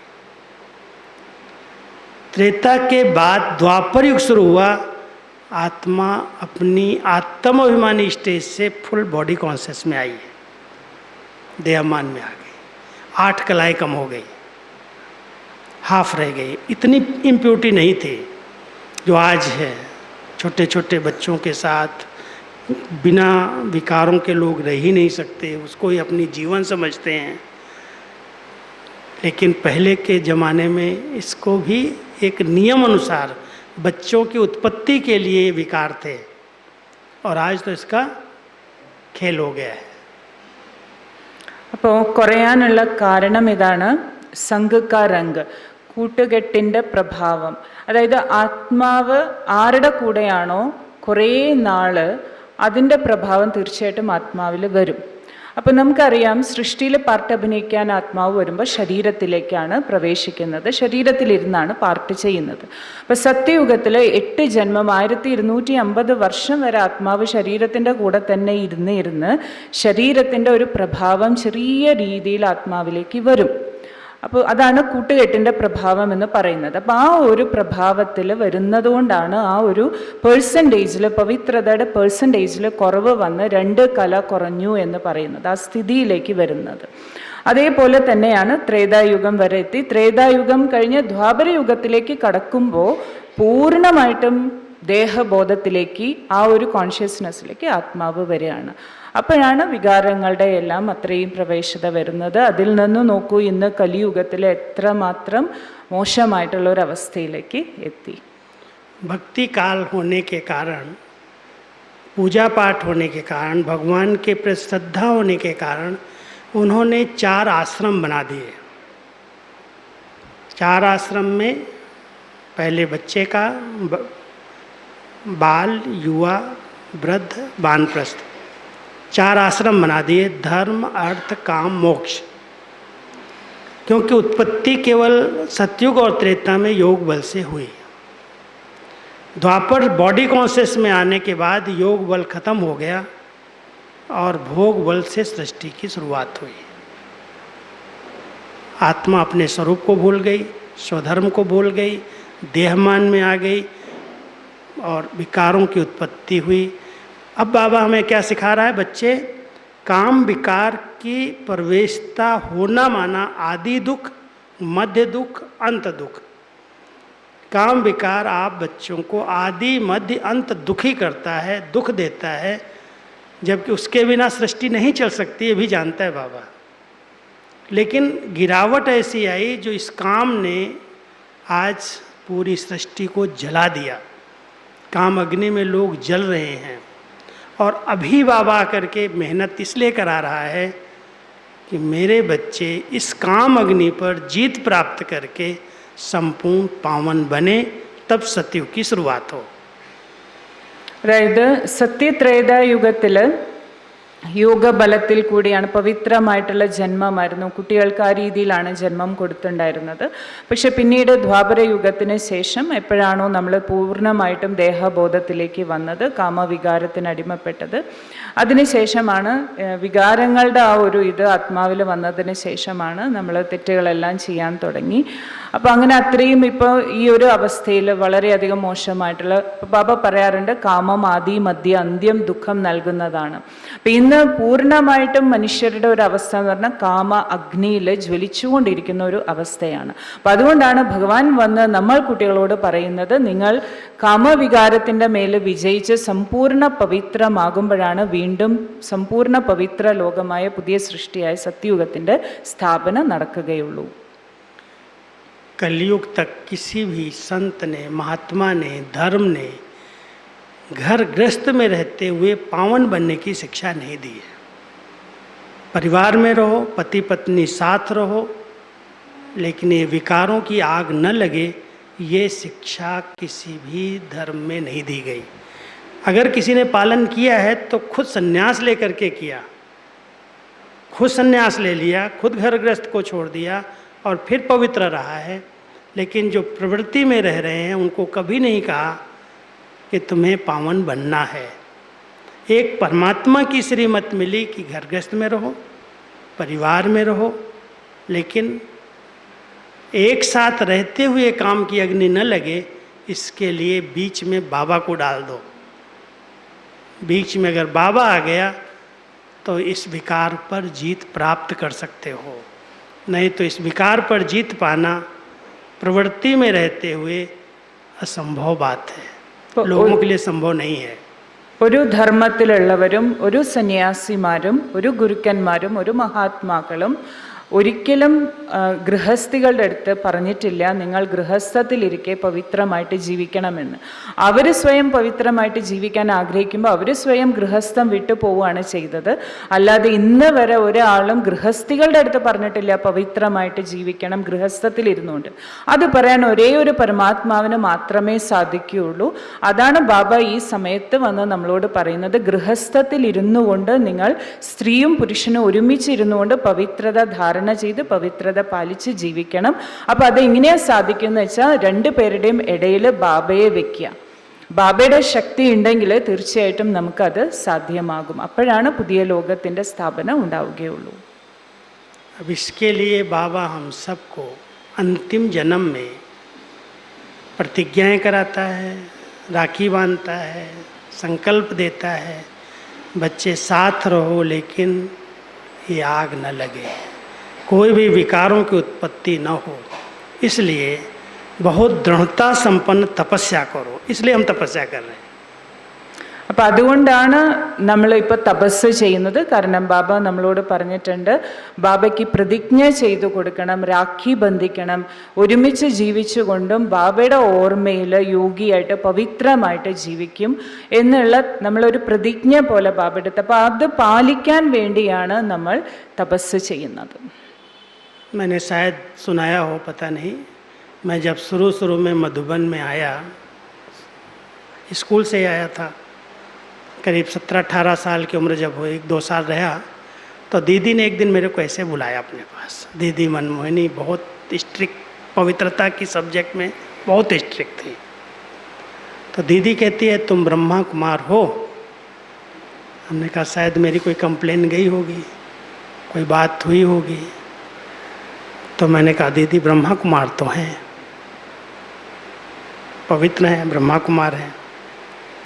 तो दीदी कहती है ब्रह्मा कुमार तो आजकल बहुत हैं, सफ़ेद ड्रेस पहन लिया, बैज लगा लिया, शुद्ध भोजन करने लगे, ब्रह्मा कुमार कहलाने लगे. लेकिन ब्रह्मा कुमार नहीं चाहिए अभी. तो मैं सोचने लगा क्या चाहिए. तो दीदी कहती है मुझे तपस्वी कुमार चाहिए. तुम्हें अपनी कर्म इंद्रियों को तपाना है, एक भी कर्म इंद्रिय धोखा न दे. कर्म इंद्रियों से धोखा हो रहा है. और मूल जो 5 ज्ञान इंद्रिय जिनको हम कहते हैं, कर्म इंद्रिय कहते हैं, आँख, नाक, मुख, कान, हाथ, इन कर्म इंद्रियों को अच्छी तरह से तपा दो. तपस्वी कुमार बन जाओ. दृष्टि की चंचलता समाप्त हो जाए, किसी की देह पर देहिक दृष्टि न बने, क्रिमिनल दृष्टि न हो, तब कहेंगे तपस्वी कुमार है. ആദ്യമായിട്ട് ഭായിജി 18 വയസ്സ് കുട്ടിക്കാലത്ത് ആദ്യമായിട്ട് മധുബനിൽ പോയ സമയത്ത് മൻമോഹിനി ദീദി ഭായിയുടെ അടുത്ത് ചോദിച്ചു, കുട്ടിയായിരുന്നു ആ സമയത്ത്, ചോദിച്ചു നീ ബ്രഹ്മകുമാരനാണോ എന്ന്. അപ്പോൾ ഭായി പറഞ്ഞു ഞാൻ ബ്രഹ്മകുമാരനാണ്. അപ്പോൾ ദീദി ചോദിച്ചു അങ്ങനെ ഇപ്പോൾ എല്ലാവരും ബ്രഹ്മകുമാരനാണ് ബ്രഹ്മകുമാരിയാണെന്ന് പറയാറുണ്ട്, വെള്ള ഡ്രസ്സ് ഇട്ടാൽ മതി, ബാഡ്ജ് കുത്തിയാൽ മതി ബ്രഹ്മകുമാരൻ. പക്ഷെ അതല്ല, അങ്ങനെയുള്ള ബ്രഹ്മകുമാരന് ആവുന്ന കാര്യമല്ല ഞാൻ പറഞ്ഞത്. ബ്രഹ്മകുമാരനല്ല, നീ ആകേണ്ടത് തപസ്യ കുമാരനാണ്. തപസ്യ കുമാരൻ എന്ന് പറഞ്ഞിട്ടുണ്ടെങ്കിൽ നമ്മളുടെ കർമ്മേന്ദ്രിയങ്ങളെ തപസ്സിനിരുത്തി നമ്മൾ വശത്താക്കണം. ഒരു കർമ്മേന്ദ്രിയവും നമ്മളെ ചതിക്കാൻ പാടില്ല. ആ തപസ് നമ്മൾ ചെയ്തിരിക്കണം. അത് അവരെയാണ് തപസ്യ കുമാരൻ, തപസ്യ കുമാരി എന്ന് പറയുന്നത്. अपने विद्यालय के जो भी नियम, मर्यादाएं, दिनचर्या बनी हुई है, उन सब के पीछे पूरी पढ़ाई का इसेंस केवल एक ही है, आत्मा को संपूर्ण पावन बनाना है. ഇപ്പം നമ്മളുടെ മുഴുവൻ വിദ്യാലയത്തിൻ്റെയും പഠിത്തത്തിൻ്റെ എസൻസ് എന്ന് പറയുന്നത് ഒരേ ഒരു കാര്യമാണ്, ആത്മാവിനെ സമ്പൂർണ്ണ പവിത്രമാക്കി മാറ്റണം. आप रोज मुरली सुन रहे हो, रोज अमृत वेला कर रहे हो, रोज भोजन की परहेज कर रहे हो, संग की परहेज कर रहे हो, लेकिन अगर पवित्रता में लूज हो, तो कोई करने की फ़ायदा नहीं है। ഇപ്പം സാധാരണ രീതിയിൽ ഇപ്പം നമ്മൾ എല്ലാ ദിവസവും അമൃതവേള ചെയ്യുന്നുണ്ട്, മുരളി കേൾക്കുന്നുണ്ട്, പഠിക്കുന്നുണ്ട്, ബാക്കി എല്ലാ കാര്യങ്ങളും നിയമം അനുസരിച്ച് എല്ലാം ചെയ്യുന്നുണ്ട്. പക്ഷെ പവിത്രതയിൽ നമുക്ക് അത്ര ധാരണ ഇല്ല എന്നുണ്ടെങ്കിൽ ബാക്കി എന്ത് ചെയ്തിട്ട് ഒരു കാര്യവുമില്ല. इसलिए इसको लक्ष्य बना करके, क्योंकि इससे इसकी आवश्यकता क्यों, इसको समझने की ज़रूरत है। कई लोग कहते हैं इसकी क्या ज़रूरत है, ये कुमार कुमारियाँ हैं, ये उम्र थोड़ी है ब्रह्मचर्य की, पवित्र रहने की। जब बड़े हो जाएं, बूढ़े हो जाएं, तब इसको अपनाना चाहिए, नहीं तो कहीं न कहीं शरीर में रोग आएगा, टेंशन पैदा होगा। कई लोग अगर मानसिक पवित्र नहीं बनते हैं, मन के अंदर बहुत उथल पुथल विकारों की उत्पत्ति होती है, संकल्प बहुत बुरे बुरे चलते हैं, दैहिक आकर्षण के चलते हैं, कंट्रोल नहीं कर पाते हैं, तो उसका प्रभाव तुरंत मन के ऊपर आता है, तनाव पैदा होता है, कई बीमारियां निकल आती हैं। डॉक्टर के पास जाते हैं तो डॉक्टर सीधा ही ये जवाब देते, आप लोग हठ क्यों कर रहे हो, शादी कर लो। क्यों ये बातें सुननी पड़े? അതായത് സാധാരണ ഇങ്ങനെ ആൾക്കാർ പൊതുവെ പറയുന്ന കാര്യമാണ്, ഇത്രയും ചെറുപ്രായത്തിൽ കുമാരിമാർ എന്തിനാണ് ഇങ്ങനെ ബ്രഹ്മചര്യത്തിൻ്റെ ജീവിതം ജീവിക്കുന്നത്? കാരണം സയൻസ് പ്രകാരം എന്താണെന്ന് വെച്ചിട്ടുണ്ടെങ്കിൽ നമ്മളുടെ ഉള്ളിൽ വരുന്ന ആ വികാരങ്ങളെ നമ്മൾ അടിച്ചമർത്തിയിട്ടുണ്ടെങ്കിൽ, ഉള്ളിലിങ്ങനെ മനസ്സ് വളരെയധികം വികാരങ്ങൾ കാരണം ചീത്ത ചിന്തകൾ വരികയാണ്, ആസുരീയ ചിന്തകൾ വരികയാണ്, ഫീലിങ്സ് വരികയാണ്. അതിനെ നമ്മൾ അടിച്ചമർത്തി ജീവിക്കുമ്പോൾ അതിൻ്റെ ഒരു എഫക്റ്റ് മനസ്സിൽ ബുദ്ധിയിലൊക്കെ വരും. അപ്പോൾ എന്തെങ്കിലും സൈക്കിക് ആയിട്ടുള്ള പ്രോബ്ലംസ് വരും. ഡോക്ടറെ കാണാൻ പോകുമ്പോൾ ഡോക്ടർ ഉടനടി പറയുന്നത് ഇതാണ്, എന്തിനാണ് നിങ്ങൾ ഈ ഇങ്ങനെയൊക്കെ അടിച്ചമർത്തി വെക്കുന്നത്, വിവാഹം കഴിക്കൂ. അപ്പോൾ ഇങ്ങനെ അവരെ കൊണ്ട് പറയിപ്പിക്കേണ്ട കാര്യം എന്താണുള്ളത്? എന്തിനാണ് അങ്ങനെ പറയിപ്പിക്കുന്നത്? इसलिए पहले मानसिक पवित्रता के लिए हम सबको बहुत अटेंशन देने की ज़रूरत है। मन के विचारों को अपवित्र बनाने वाली जो चीज़ें हैं उसको कट करो, परहेज। അതുകൊണ്ട് ആദ്യം ശ്രദ്ധ നമുക്ക് വേണ്ടത് ബാഹ്യമായിട്ടുള്ള പവിത്രതയെക്കാളും ആന്തരികമായിട്ടുള്ള മാനസികമായിട്ടുള്ള പവിത്രത പാലിക്കുന്നതിലാണ് നമ്മൾ ആദ്യം ശ്രദ്ധ കൊടുക്കേണ്ടത്. അപ്പം മാനസികമായ രീതിയിൽ അങ്ങനെയുള്ള ചിന്തകൾ, വികാരി ചിന്തകൾ, ഫീലിങ്സ്, ഇമോഷൻസ് അതൊക്കെ വരുന്നതിൻ്റെ കാരണം എന്താണെന്ന് സ്വയം മനസ്സിലാക്കിയിട്ട് അവിടെയാണ് നമ്മൾ ആദ്യം ഫുൾ സ്റ്റോപ്പ് ഇടേണ്ടത്. മാനസികമായിട്ടുള്ള രീതിയിൽ പവിത്രത ആദ്യം കൊണ്ടുവരുന്നതാണ് നമ്മൾ ശ്രദ്ധിക്കേണ്ട കാര്യം. कलयुग में इस समय साइंस ने हर एक के मन को प्रदूषित किया है, मन पर वार किया है, तब आज इतने उपद्रव, इतनी प्रकार की हिंसाएं, बलात्कार, अपराध जो कुछ हो रहे हैं, हर एक के मन पर असर आया है। जो आज अश्लील चित्र, अश्लील सिनेमा, अश्लील चीज़ें इंटरनेट के माध्यम से, मोबाइल के माध्यम से किसी तरह से हर एक के घर में, हर एक के पास पहुंच रही हैं।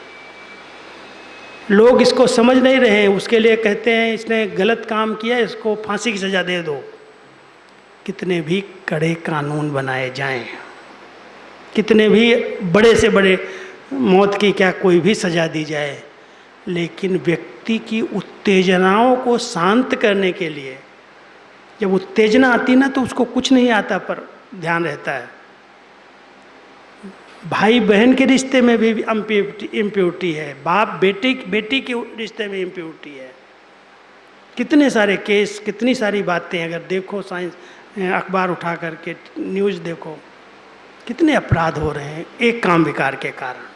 ये नर्क का द्वार बना हुआ है। इसलिए बाबा कहते बच्चे, तुम ब्राह्मण बन गए हो, संपूर्ण पवित्र बनने के लिए मनसा को शुद्ध बनाओ, और मनसा शुद्ध तभी बनेगी जब आप इन बातों में जो अश्लीलता है उस पर ध्यान न दो, उसको स्टॉप करो। कोई भी ऐसा पिक्चर नहीं देखो, कोई भी ऐसी सीरियल नहीं देखो, कोई भी ऐसी अखबार नहीं पढ़ो, कोई भी ऐसे चित्र नहीं देखो, कोई भी ऐसे दृश्य नहीं देखो।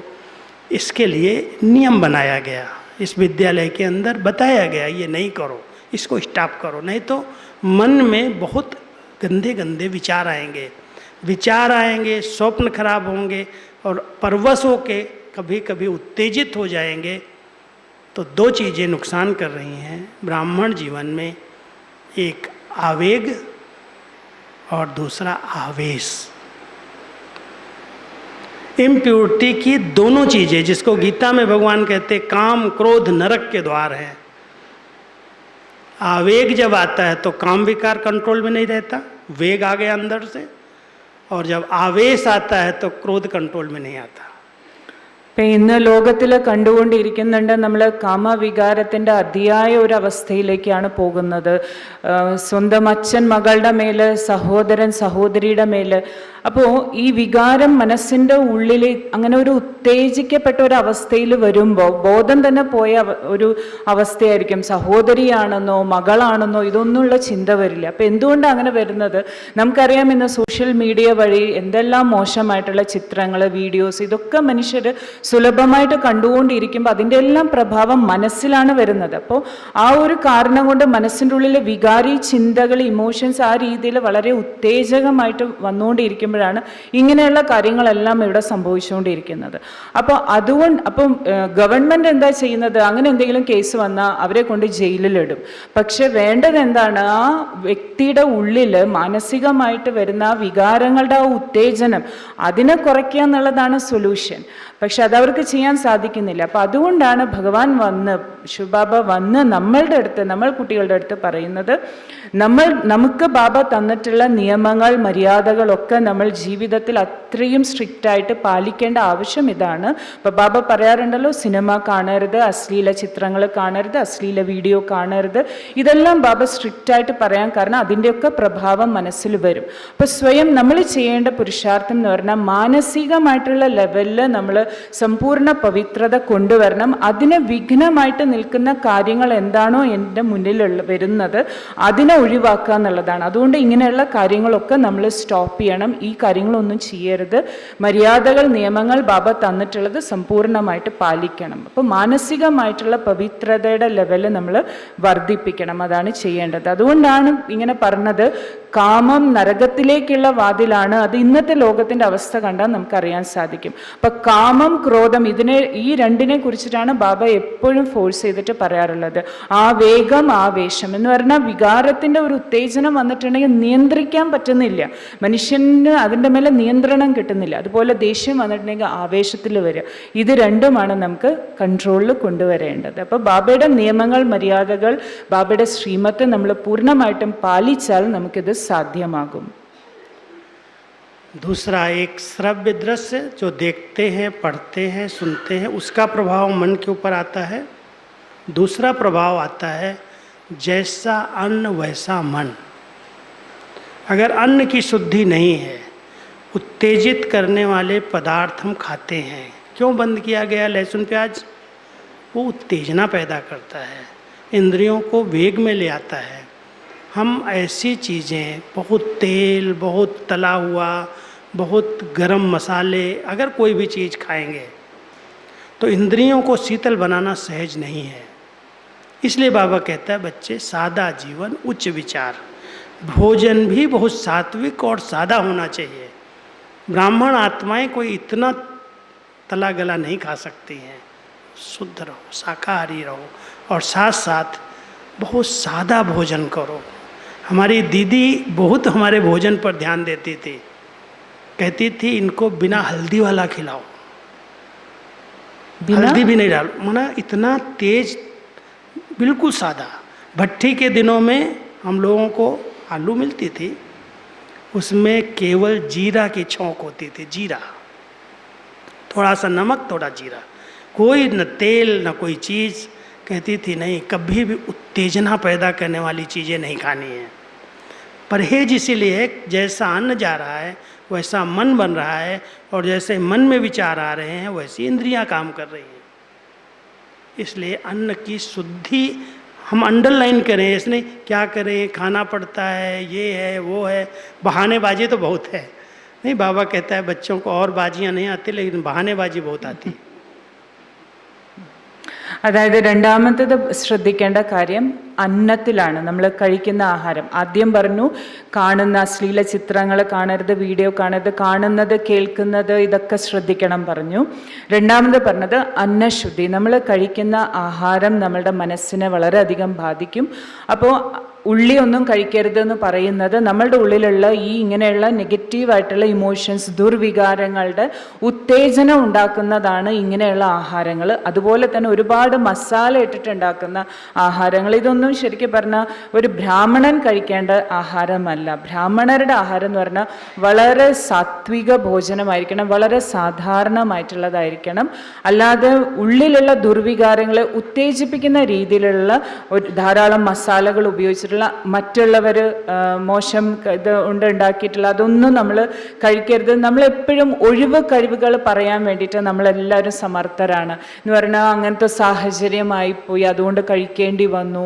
അപ്പോൾ ബാബയും പറയാറുണ്ട് ബാക്കി ഒരു കളിയും അറിയില്ല, കുട്ടികൾക്ക് ഈ ഒഴിവ് കഴിവിൻ്റെ കളി പറയാൻ നന്നായിട്ട് അറിയാമെന്ന്. പക്ഷെ അത് എത്രമാത്രം നമ്മുടെ മനസ്സിനെ ബാധിക്കുന്നുണ്ട് എന്നുള്ളത് മനസ്സിലാക്കിക്കൊണ്ട് അന്നശുദ്ധിക്ക് വളരെയധികം പ്രാധാന്യം കൊടുക്കണം. എപ്പോഴും ദീദി പറയാറുണ്ട്, ഇപ്പോൾ ഭട്ടിയൊക്കെ വെക്കുമ്പോഴൊക്കെ വളരെ വളരെ ജീരവും ഉപ്പും മാത്രമിട്ടുള്ള എണ്ണ പോലും ഉപയോഗിക്കാതെ അങ്ങനെയുള്ള സാധാരണ ഭക്ഷണമാണ് കൊടുക്കാറുള്ളത്. കാരണം ഉള്ളിലുള്ള വികാരങ്ങളെ അതിന് ഉത്തേജിപ്പിക്കാനുള്ള ഒരു പ്രവണത വരും. അപ്പം അതുകൊണ്ടാണ് ബ്രാഹ്മണരുടെ ആഹാരം വളരെ ശുദ്ധവും സാത്വികവുമായിരിക്കണം.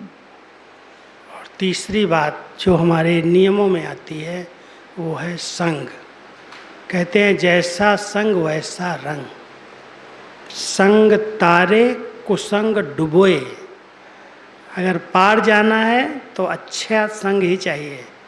अगर कोई भी नेगेटिव, कोई भी कमज़ोर का संग कर लिया, आज जितने बच्चे स्कूलों में जाते हैं, कॉलेज में जाते हैं, घर में बहुत सात्विक वातावरण है, बहुत अच्छे नियमों में सब चलते हैं.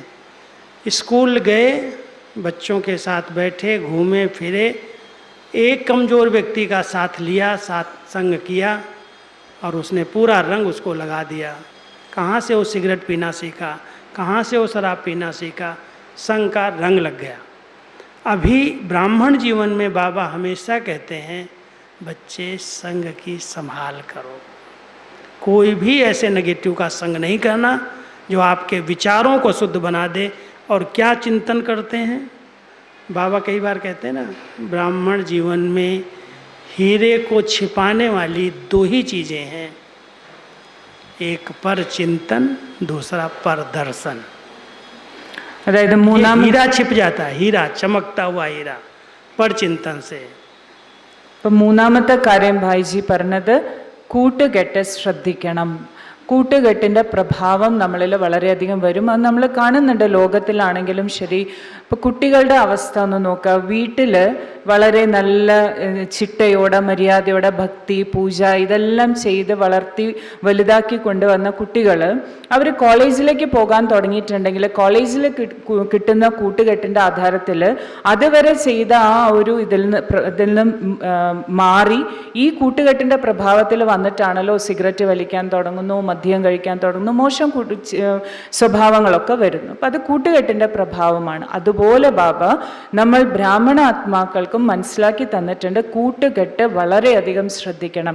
നമ്മൾ ഒരിക്കലും നെഗറ്റീവ് കാര്യങ്ങൾ നമ്മളോട് പറയുന്നവരുമായിട്ട് വ്യർത്ഥമായ കാര്യങ്ങൾ എന്താണോ നമ്മളുടെ മനസ്സിനെ അത് മോശമായിട്ട് ബാധിക്കുന്നത് അങ്ങനെയുള്ള ഒരു കൂട്ടുകെട്ട് നമുക്ക് ഒരിക്കലും പാടില്ല. അതാണ് ബാബ എപ്പോഴും പറയാറുണ്ട്, വജ്രത്തിനെ ഒളിപ്പിക്കുന്ന മറയ്ക്കുന്ന, വജ്രം എന്ന് പറഞ്ഞാൽ ആത്മാവാകുന്ന വജ്രത്തിനെ മറയ്ക്കുന്ന രണ്ട് കാര്യമാണ് परचिंतनम परदर्शनम। तो अगर कोई भी ब्राह्मण परिवार में बड़ों के बारे में, बाबा के महावाक्यों के बारे में, अपने निमित्त टीचर्स के बारे में, किसी भी बारे में अगर कोई व्यर्थ बातें बोलता है तो बाबा कहते हैं वो तुम्हारा दुश्मन है। याद रखना, दुश्मन है, उसकी बातों में नहीं आना है। कोई कुछ भी कर रहा है, मुझे उस बातों में नहीं जाना है। आपको कमज़ोर व्यक्ति ही कहेगा अरे फलानी भी ऐसी है, फलाना भी ऐसा है, वो भी ऐसा करता। ये ज्ञान तो बड़ी बड़ी बातें सुनाते हैं, लेकिन अगर कोई भी इस प्रकार की बातें करते हैं तो बाबा कहते हैं कान बंद कर लो। तो ये बाबा जो 5 महामंत्र हैं, पहले 3 निकाले थे बापू गांधी ने, बाबा ने 5 निकाल दिए। उन्होंने कहा था hear no evil, see no evil, talk no evil, देखो नहीं, सुनो नहीं, बोलो नहीं।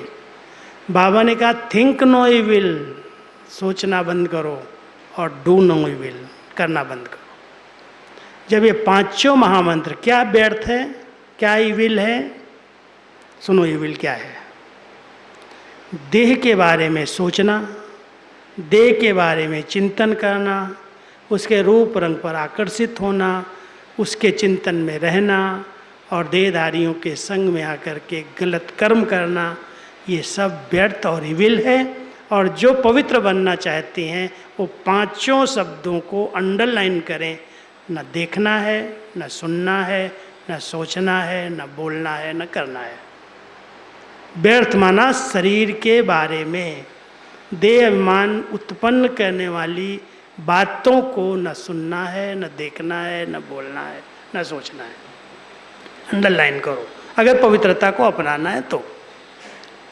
സമ്പൂർണ്ണ പവിത്രതയാണ് നമ്മൾ ലക്ഷ്യം വെച്ചിരിക്കുന്നത്. അപ്പം അത് നേടണമെങ്കിൽ ഈ കാര്യത്തിൽ വളരെ ശ്രദ്ധ കൊടുക്കണം. ബൈജി പറഞ്ഞത് ഇതാണ്, ആരാണോ നമ്മളുടെ അടുത്ത് പരദർശനത്തിൻ്റെ പരചിന്തനത്തിൻ്റെ, അതിപ്പോൾ മുതിർന്നവരെ കുറിച്ചിട്ടായിക്കൊള്ളട്ടെ, ബാബയെ കുറിച്ചിട്ടായിക്കൊള്ളട്ടെ, നിമിത്ത സഹോദരിമാരെ കുറിച്ചിട്ടായിക്കൊള്ളട്ടെ, ബ്രാഹ്മണ ആത്മാക്കളെ കുറിച്ചിട്ടായിക്കൊള്ളട്ടെ, ആരെ കുറിച്ചിട്ടാണെങ്കിലും അവരുടെ നെഗറ്റീവ്, അവരുടെ വീക്ക്നെസ്, അങ്ങനെയുള്ള കുറ്റങ്ങൾ, കുറവുകളൊക്കെ നമ്മളുടെ അടുത്ത് ആരെങ്കിലും പറയാൻ വരുമ്പോൾ നമ്മൾ 2 കാതും അടച്ചു വെക്കണം. അത് കേൾക്കാൻ പോകരുത്.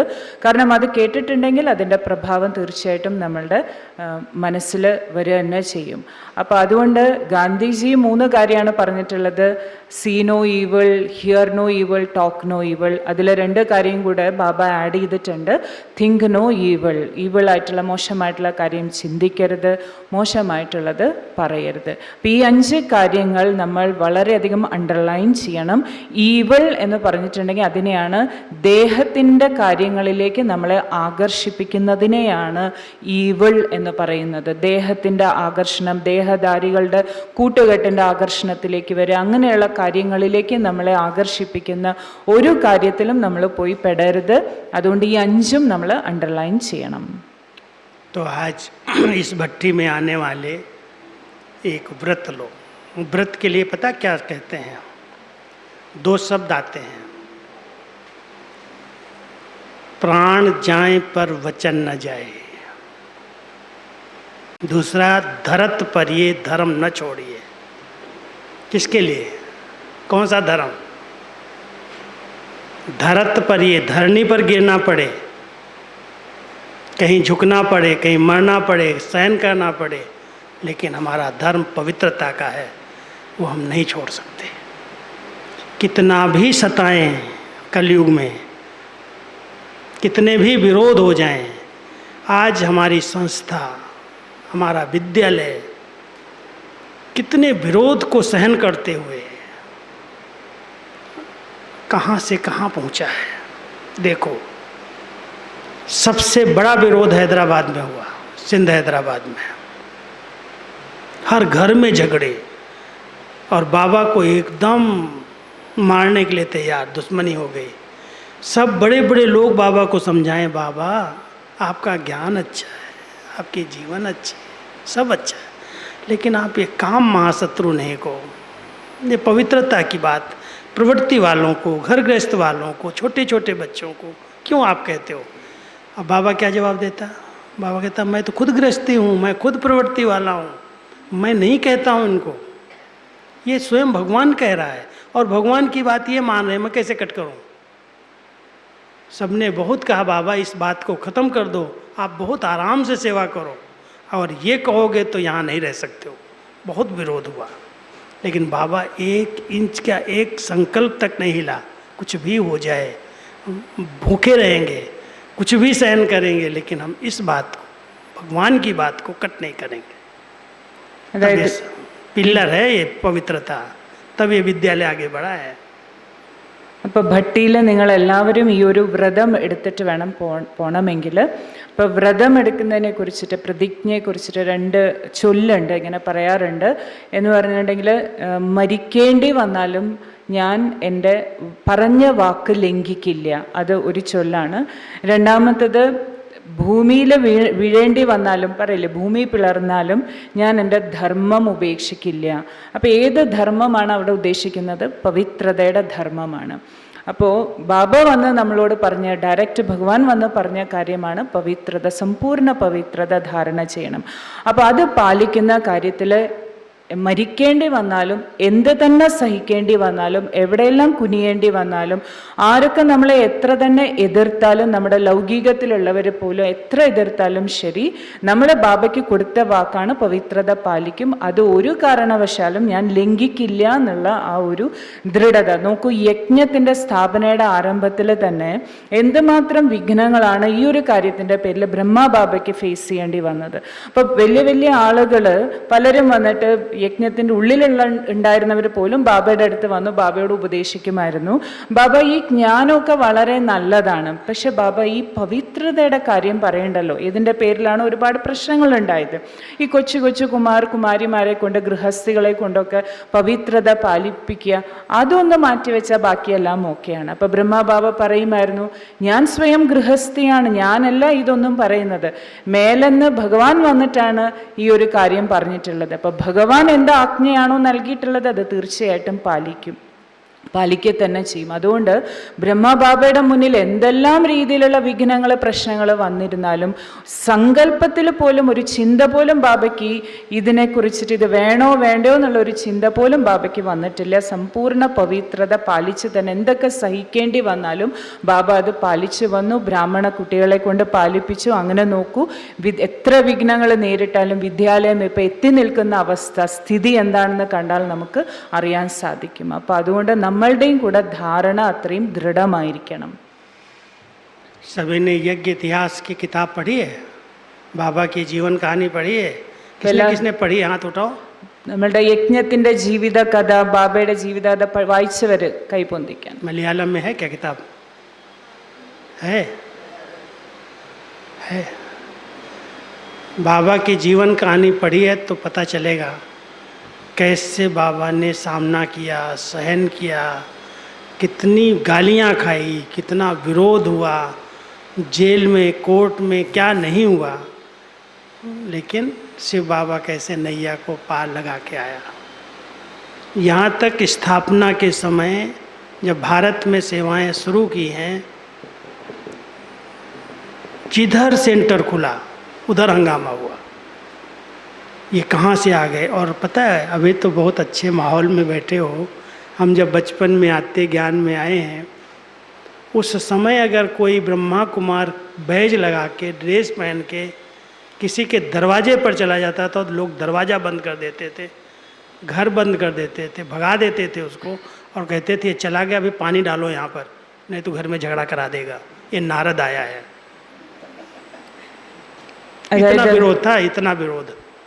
അതായത് നിങ്ങളെല്ലാവരും തന്നെ യജ്ഞത്തിൻ്റെ ചരിത്രം, ബ്രഹ്മബാബയുടെ ജീവിത ചരിത്രം വായിച്ചിട്ടുണ്ടാകുമല്ലോ. ആദിദേവൻ മലയാളത്തിലുണ്ട്, ഹിന്ദിയിലുണ്ട്, ഏക് അദ്ഭുത് ജീവൻ കഹാനി.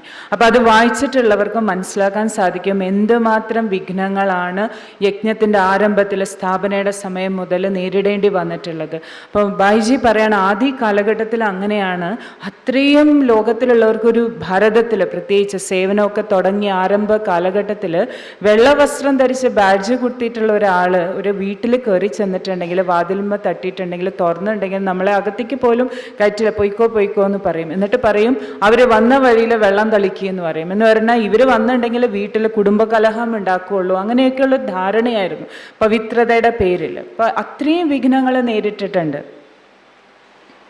एक सन्यासी की कहानी सुनाता हूँ. कहानियाँ सुनते हैं ना, अच्छा लगता है. सिंध में एक सन्यासी बाबा को बहुत नज़दीक से देखता था और बहुत उसकी भ्रांतियाँ पैदा होती गई. कन्याओं के बीच में बाबा ऐसा कैसे रहता है, ये करता है, बहुत बहुत उल्टा सोचता था. उसने अपना पार्टीशन के बाद हरिद्वार में आश्रम बनाया, शिवानंद आश्रम, और कोई एक नाम था कुछ, स्वामी सत्यमित्रानंद या कुछ था, मतलब बड़ा सन्यासी था. तो हमारी बहनें वहाँ, प्रेम बहन थी, सेंटर खोला देहरादून में. हरिद्वार में। तो उनको समय पर समय, बाबा बाबा माउंट आबू से दादी ने प्रसाद भेजा है, माउंट आबू में दादी आपको बुला रही हैं, आप चलो, एक बार तो चलो। और बाबा एकदम एंटी, विरोधी। उनके बुद्धि में बिल्कुल पक्का था कि ये लोग कहते कुछ हैं करते कुछ हैं, ये पवित्र नहीं रहते। सही बात ये है, पवित्रता इतनी सहज नहीं है बहनों के बीच में रह करके कोई कहे मैं पवित्र रहता हूँ, मानते नहीं थे। लेकिन जब बहनें बहुत प्यार से बाबा बाबा कह के उनको तैयार किया और माउंट आबू लेके आ गए आबू। ज्ञान विज्ञान भवन में उनको रखा। ये बाबा के बाद की बात है, दादी जी थी। तो ज्ञान विज्ञान में भवन में रहे और रात को 1 बजे उठ के बाहर आ गए। और पहरा पर भाई था, उसको कहते हैं मैं आपके पांडव भवन में हेड क्वार्टर में चक्कर लगाना चाहता हूँ, मुझे दरवाज़ा खोलो। तो उन्होंने, भाइयों ने समझाने की कोशिश की, बाबा ये 3 बजे के बाद सब दरवाजे खुल जाते हैं, कोई भी जाता है, अभी रात को इतने टाइम आप क्यों जाएंगे, क्या करेंगे वहाँ। तो थोड़ा गर्म हुआ कि नहीं, हमको अभी चक्कर लगाना, अभी जाना है अंदर। भाइयों ने खोल दिया। फिर एक पहरे वाले को बोलता है कि आपकी यहाँ की दादी कहाँ रहती है, बहनें कहाँ रहती हैं, भाई कहाँ रहते हैं। हर एक के कमरों के सामने जा कर के पूरा घर घूमता रहा, देखता रहा रात में, और वहाँ के वाइब्रेशन कैच करता रहा, किस तरह से लोग सोते हैं, कौन किसके साथ सोता है, क्या यहाँ के वाइब्रेशंस हैं, सिद्धित होती हैं लोगों के पास। बहुत समय तक चक्कर लगाने के बाद आया और चुपचाप कमरे में सो गया जा करके। ഒരു പ്രാക്ടിക്കൽ എക്സാമ്പിൾ കേൾപ്പിക്കുകയാണ്. അതായത് മുമ്പ് ഒരിക്കൽ, അതായത് ബ്രഹ്മ ബാബ ഉണ്ടായിരുന്ന സമയത്ത് കന്യകമാരും അമ്മമാരും ഒരുപാട് പേരുണ്ടായിരുന്നല്ലോ ബാബയുടെ കൂടെ. അപ്പോൾ ആ സമയത്ത് ഒരു സന്യാസി ഉണ്ടായിരുന്നു. ആ സന്യാസിക്ക് നമ്മൾ ബ്രഹ്മ ബാബേനെ ഇങ്ങനെ കുറേ പേരുടെ കന്യകമാരുടെയും അമ്മമാരുടെയും കൂടെ കാണുമ്പോൾ ഒട്ടും നല്ല ചിന്തയായിരുന്നില്ല ഉള്ളിലുണ്ടായിരുന്നത്. ഇവർ പവിത്രതയെക്കുറിച്ച് പറയുമെങ്കിലും ഇവർ പവിത്രമായിട്ടൊന്നും ജീവിക്കുന്നു തോന്നുന്നില്ല. കാരണം ഇത്രയും പേരുടെ കൂടെയല്ലേ ഇരിക്കുന്നത്. ഒട്ടും തീർത്തും എതിർപ്പുള്ള ഒരു ചിന്താഗതിയായിരുന്നു ആ സന്യാസിക്ക് ഉണ്ടായിരുന്നത്. അപ്പോൾ അങ്ങനെ ആ സന്യാസി വലിയൊരു ആശ്രമമൊക്കെ ഉള്ള ഒരു സന്യാസിയായിരുന്നു. ഹരിദ്വാറിൽ അദ്ദേഹത്തിൻ്റെ ഒരു ആശ്രമം ഉണ്ടായിരുന്നു. അപ്പോൾ പിന്നീട് വർഷങ്ങൾക്ക് ശേഷം അവിടെ നമ്മുടെ സെൻറ്റർ ഓപ്പൺ ചെയ്തപ്പോൾ അവിടെ ഉണ്ടായിരുന്ന, ആ സെൻറ്ററിൽ ഉണ്ടായിരുന്ന സിസ്റ്റേഴ്സ് ഇദ്ദേഹത്തിനെ പോയിട്ട് കണ്ട് വളരെ സ്നേഹത്തോടു കൂടിയിട്ട് മധുബനിലേക്ക് വരാൻ വേണ്ടിയിട്ട് ഇങ്ങനെ പോയിട്ട് ഇൻവൈറ്റ് ചെയ്യുമായിരുന്നു. അപ്പോൾ അദ്ദേഹത്തിന് ശരിക്കും പറഞ്ഞാൽ നമ്മളുടെ അടുത്ത് യാതൊരു ഭാവനയും ഉണ്ടായിരുന്നില്ല. ഇവർ പറയുന്നതൊന്നും പ്രവർത്തിക്കുന്നത് മറ്റൊന്നും, ഇവർ പവിത്രതയൊന്നും പാലിക്കുന്നവരൊന്നും അല്ല, അങ്ങനെയൊക്കെയുള്ള ചിന്താഗതിയായിരുന്നു. പിന്നെ സിസ്റ്റേഴ്സ് അത്രയും സ്നേഹത്തോടു കൂടി വിളിച്ച് അങ്ങനെ അദ്ദേഹം വന്നു, മധുബനിലേക്ക് വന്ന് ജ്ഞാൻ വിജ്ഞാൻ ഭവനിൽ താമസിച്ചു. അപ്പം അദ്ദേഹം അന്ന് ചെയ്തത് എന്താണെന്ന് വെച്ചിട്ടുണ്ടെങ്കിൽ, രാത്രിയിൽ എല്ലാവരും ഉറങ്ങിക്കഴിഞ്ഞപ്പോൾ രാത്രിയിൽ പുറത്തേക്ക് ഇറങ്ങിയിട്ട് ചെക്ക് ചെയ്യാൻ വേണ്ടിയിട്ട്, പാണ്ഡവ് ഭവൻ്റെ ഉള്ളിൽ എല്ലാവരും അവിടെയാണല്ലോ താമസിക്കുന്നത്. അപ്പോൾ പാണ്ഡവ് ഭവൻ്റെ ഉള്ളിൽ എന്ന് പറഞ്ഞാൽ അദ്ദേഹത്തിൻ്റെ ഉള്ളിൽ സംശയമാണ്, ഇവർ പറയുന്ന പോലെ പവിത്രതയൊന്നും പാലിക്കുന്നവരൊന്നും അല്ല. അത് ചെക്ക് ചെയ്യാൻ, പരിശോധിക്കാൻ വേണ്ടിയിട്ട് വന്നതാണ്. അപ്പോൾ അവിടെ പാണ്ഡവ് ഭവൻ്റെ മുന്നിൽ സെക്യൂരിറ്റി ആയിട്ട് നിൽക്കുന്ന ഭായിയുടെ അടുത്ത് വന്ന് പറഞ്ഞു, എനിക്കൊന്ന് അകത്തേക്ക് പോകണം എന്ന് പറഞ്ഞു. അപ്പോൾ ഭായി പറഞ്ഞു, 3 മണിക്കാണ് ഇവിടെ യോഗം തുടങ്ങുന്നത്, ഇപ്പം എങ്ങനെയാണ് അകത്തേക്ക് പോകാൻ പറ്റുക. അപ്പോൾ ദേഷ്യം വന്നു ആൾക്ക്, പറ്റില്ല എനിക്ക് പോകണം എന്ന് പറഞ്ഞു. അങ്ങനെ മനസ്സിലാക്കി കൊടുക്കാൻ ശ്രമിച്ചപ്പോഴൊന്നും മനസ്സിലായില്ല. അപ്പം അദ്ദേഹത്തെ അകത്തേക്ക് കയറ്റി വിട്ടു. അപ്പം അദ്ദേഹം ചെയ്തത് എന്താ വെച്ചിട്ടുണ്ടെങ്കിൽ, ദാദിമാർ കിടന്നുറങ്ങുന്ന മുറി, ആരെല്ലാം എവിടെയെല്ലാം കിടന്നുറങ്ങുന്നോ അവരുടെ എല്ലാം മുറിയുടെ അടുത്ത് കൂടെ ഇങ്ങനെ നടന്നു. അപ്പോൾ എന്താണെങ്കിലും ഇത്രയും നാൾ തപസ് ചെയ്ത സന്യാസി ആയതുകൊണ്ട് അതിൻ്റെ ഒരു സിദ്ധി ഉണ്ടായിരിക്കുമല്ലോ. അപ്പോൾ അദ്ദേഹത്തിന് അവിടുത്തെ ആ വൈബ്രേഷൻസിൽ നിന്ന് തന്നെ കാര്യം മനസ്സിലായി, ഏതൊക്കെ രീതിയിലാണ്, എന്തുമാത്രം പവിത്രതയുടെ ആധാരത്തിലാണ് അവിടെ എല്ലാവരും അവരുടെ വ്യവഹാരം ഉറങ്ങുന്നതും ഒക്കെ ആ വൈബ്രേഷൻസിൽ നിന്ന് തന്നെ അദ്ദേഹത്തിന് കാര്യം മനസ്സിലായി. सवेरे क्लास में दादी ने उसको याद किया मुरली के बाद कि महात्मा जी आए हैं हरिद्वार से, उनको क्लास में लेके आओ। तो जब वो क्लास में आया, बहनें गई, ले आई प्यार से अंदर। तो दादी तो बहुत निर्माण थी, अपनी गद्दी उठा खुद उठ गई, बाबा जी बैठो। और बाबा जी दादी के पैर पड़े, दादी मुझे माफ़ कर दो, मुझे माफ़ कर दो। बाबा जी क्या हुआ, माफ़ क्या माफ़ी मांग रहे हो, क्या हुआ, बैठो पहले बैठो। अब बाबा जी हाथ दादी के जोड़ रहे हैं, दादी हाथ जोड़ रही, पता नहीं क्या हुआ। बैठने के बाद जब बोलना शुरू किया, कहता है मैंने आप लोगों के लिए बहुत गलत सोचा है, बहुत कुछ मैंने ग्लानि की है, बहुत गालियाँ दी है, बहुत बाबा का विरोध किया है, और इसीलिए किया कि पवित्रता की बात क्यों इतना हाईलाइट करते हैं, कहते क्या हैं, करते क्या हैं। मुझे बहुत संशय था, लेकिन आज रात को जब मैं आपके पांडव भवन में चक्कर लगाया, कहीं भी इम्प्योरिटी का अंश भी मैंने नहीं देखा। इतना पवित्र वातावरण संसार में कहीं किसी जगह नहीं है। इसलिए मैं आज से सॉरी करता हूँ। आपका मैं भाई हूँ और मेरे पास 2 लाख चेले हैं, सब के सब आपके आगे सरेंडर है। എന്നിട്ട് അന്ന് രാവിലത്തെ ക്ലാസ്സിൻ്റെ സമയത്ത് ദാദിജിക്ക് ഇങ്ങനെ ഒരു മഹാത്മജി വന്ന കാര്യം ഓർമ്മ വന്നു. അദ്ദേഹത്തെ വിളിക്കാൻ പറഞ്ഞു. ദാദിജിനെ അറിയാലോ, വളരെ ബഹുമാനത്തോട് കൂടിയിട്ട് അദ്ദേഹത്തിന് ഗദ്ദിയിൽ ഇരിക്കാൻ പറഞ്ഞിട്ട് വിളിച്ചു. അപ്പോൾ മഹാത്മജി ഇദ്ദേഹം വന്നപ്പോൾ തന്നെ ദാദിയുടെ മുന്നിൽ വന്നിട്ട് ഒരുപാട് ക്ഷമാർപ്പണം നടത്തി, സോറി പറഞ്ഞു. അപ്പോൾ ദാദി പറഞ്ഞു, എന്തിനാണ് എന്നോട് സോറി പറയുന്നത്? ദാദിക്ക് മനസ്സിലായില്ല. അപ്പോഴാണ് അദ്ദേഹം ദാദിയുടെ അടുത്ത് പറയുന്നത്, എനിക്ക് പണ്ട് മുതലേ ബാബയെ പ്രതി വളരെ മോശമായിട്ടുള്ള ഒരു ചിന്താഗതിയായിരുന്നു. ഇവരെന്തിനാണ് ഇത്രയും പവിത്രതയുടെ മേൽ ഇത്രയും സ്ട്രിക്റ്റ് ആവുന്നത്? ഇവർ പറയുന്നത് പോലെയൊന്നും അല്ല ചെയ്യുന്നത്. അങ്ങനെ വളരെയധികം എനിക്ക് സംശയമായിരുന്നു ഉള്ളിലുണ്ടായിരുന്നത്. പക്ഷെ ഇന്നലെ രാത്രി ഞാൻ പാണ്ഡവഭവൻ്റെ ഉള്ളിൽ എല്ലാ ഭാഗത്തും ചുറ്റി കറങ്ങിയപ്പോൾ എനിക്ക് മനസ്സിലായി എന്തുമാത്രം പവിത്രതയുടെ ശക്തിയാണ് അവിടെ ഉള്ളത്. ഒരു അംശം പോലും അപവിത്രതയുടെ ഒരു വൈബ്രേഷൻ എനിക്ക് ഒരിക്കലും അവിടെ നിന്ന് ലഭിച്ചില്ല. അപ്പോൾ അത് എനിക്ക് മനസ്സിലായത് ഇപ്പോഴാണ്. അതുകൊണ്ട് ദാദി എന്നോട് ക്ഷമിക്കണം എന്ന് പറയാണ്. ഞാൻ ദാദിയുടെ സഹോദരനാണ് എന്ന് ദാദി കരുതണം. അതുപോലെ എനിക്ക് 2000 ശിഷ്യന്മാരുണ്ട്, അവരെല്ലാം ഞാൻ ഇവിടെ വന്ന് സമർപ്പണം ചെയ്യിപ്പിക്കും എന്ന് പറഞ്ഞു. दादी ने भी बहुत प्यार से कहा, अच्छा तुम हमारा भाई है ना, लाओ राखी अभी बांधते हैं तुमको। और उसी समय राखी मंगाई और राखी बांध दिया दादी ने उसको। कहता, अच्छा दादी राखी तो बांध दिया, लेकिन हमारे पास तो ऐसे सन्यासी नहीं है, आप हमको कोई भाई दे दो जो हमारे आश्रम को संभाले। हमारे पास नहीं है ऐसे कोई, कहते हैं लेकिन है नहीं। माना उसने। तो कहने का मेरा भाव है कि बाबा ने जो व्रत दिया है उसमें कितने दृढ़ हैं, कैसे हम पक्के रहते हैं, वो हर एक देखना।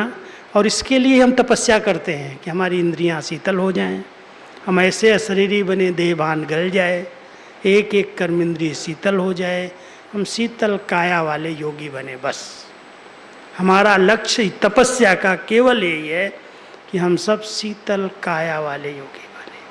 न मन की उत्तेजना, न कर्मेंद्रियों में उत्तेजना, न जोश, न आवेश, न आवेग। शांत पवित्र स्वरूप हम आत्मा हैं।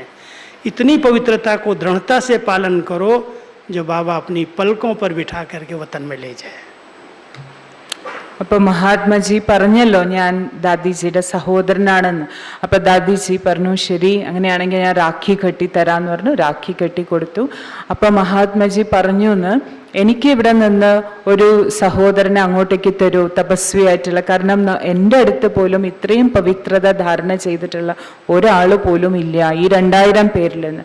അപ്പോൾ ബായിജി പറയണ, നോക്കൂ, അതാണ് ബാബ നമ്മളെ കൊണ്ട് ചെയ്യിപ്പിക്കുന്ന തപസ്, നമ്മളെ കൊണ്ട് ധാരണ ചെയ്യിപ്പിച്ചിട്ടുള്ള പവിത്രതയുടെ ശക്തി എന്ന് പറഞ്ഞാൽ അതാണ്.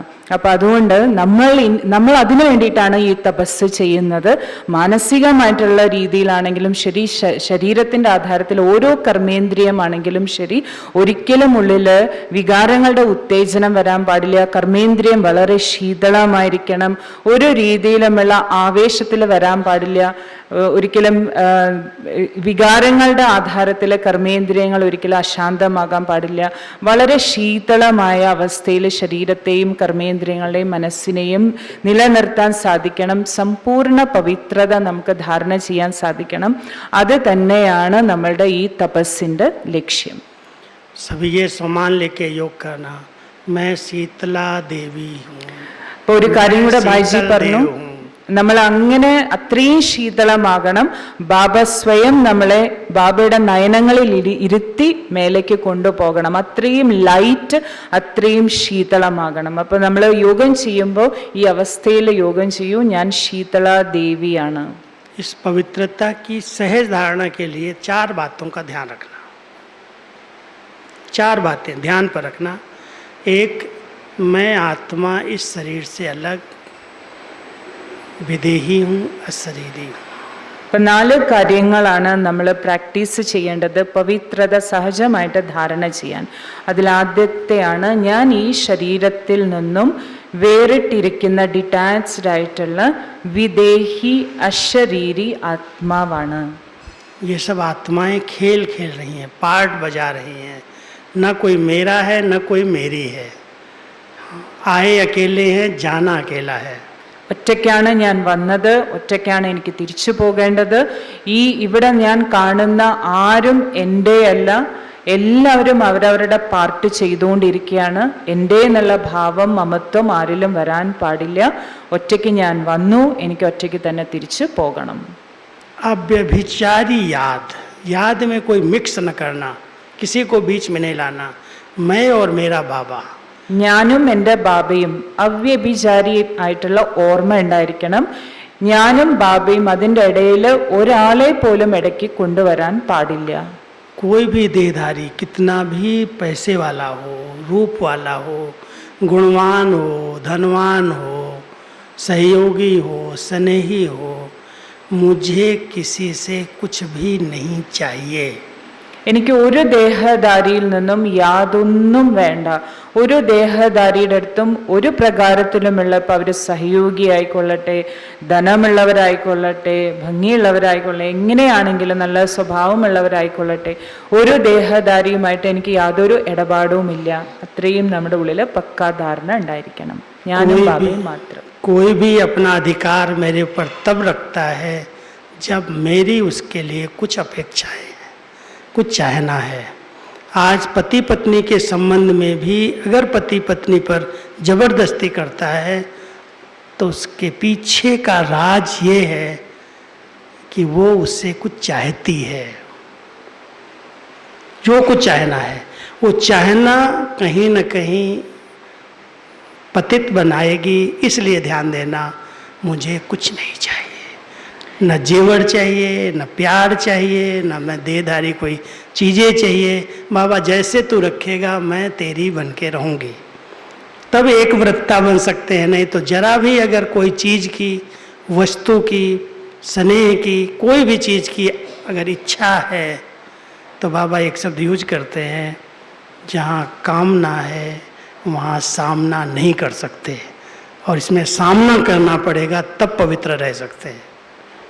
അതായത് നമ്മളുടെ ഉള്ളിൽ ഏതെങ്കിലും പ്രകാരത്തിലുള്ള ആഗ്രഹമുണ്ടെങ്കിൽ, അതായത് ആരോടെങ്കിലും എന്തിനോടെങ്കിലും നമുക്കൊരു ഇച്ഛ ഉണ്ടെങ്കിൽ, അവിടെയാണ് നമ്മളെ അവർക്ക് അധീനമാക്കാൻ സാധിക്കുന്നത്. ഒരിക്കലും നമുക്ക് അധികാരിയാകാൻ സാധിക്കില്ല. അവർ നമ്മളുടെ മേൽ അധികാരിയാകും, നമ്മൾ അവർക്ക് അധീനമാകുന്നത് നമ്മളുടെ ഉള്ളിലുള്ള ഏതെങ്കിലും പ്രകാരത്തിലുള്ള ഒരു ഇച്ഛയാണ്. വസ്തുവിനോടായിക്കൊള്ളട്ടെ, വ്യക്തികളുടെ സ്നേഹം കൊണ്ടായിക്കൊള്ളട്ടെ, ഏതെങ്കിലും പ്രകാരത്തിലൊരു ഇച്ഛ നമ്മുടെ ഉള്ളിലുണ്ടെങ്കിൽ, അതുകൊണ്ടാണ് ബാബ പറയാറുള്ളത്, എവിടെ ഇച്ഛയുണ്ടോ, കാമനയുണ്ടോ, അവിടെ നമുക്ക് സാമ്ന എന്ന് പറഞ്ഞിട്ടുണ്ടെങ്കിൽ നമുക്ക് നേരിടാൻ സാധിക്കില്ല.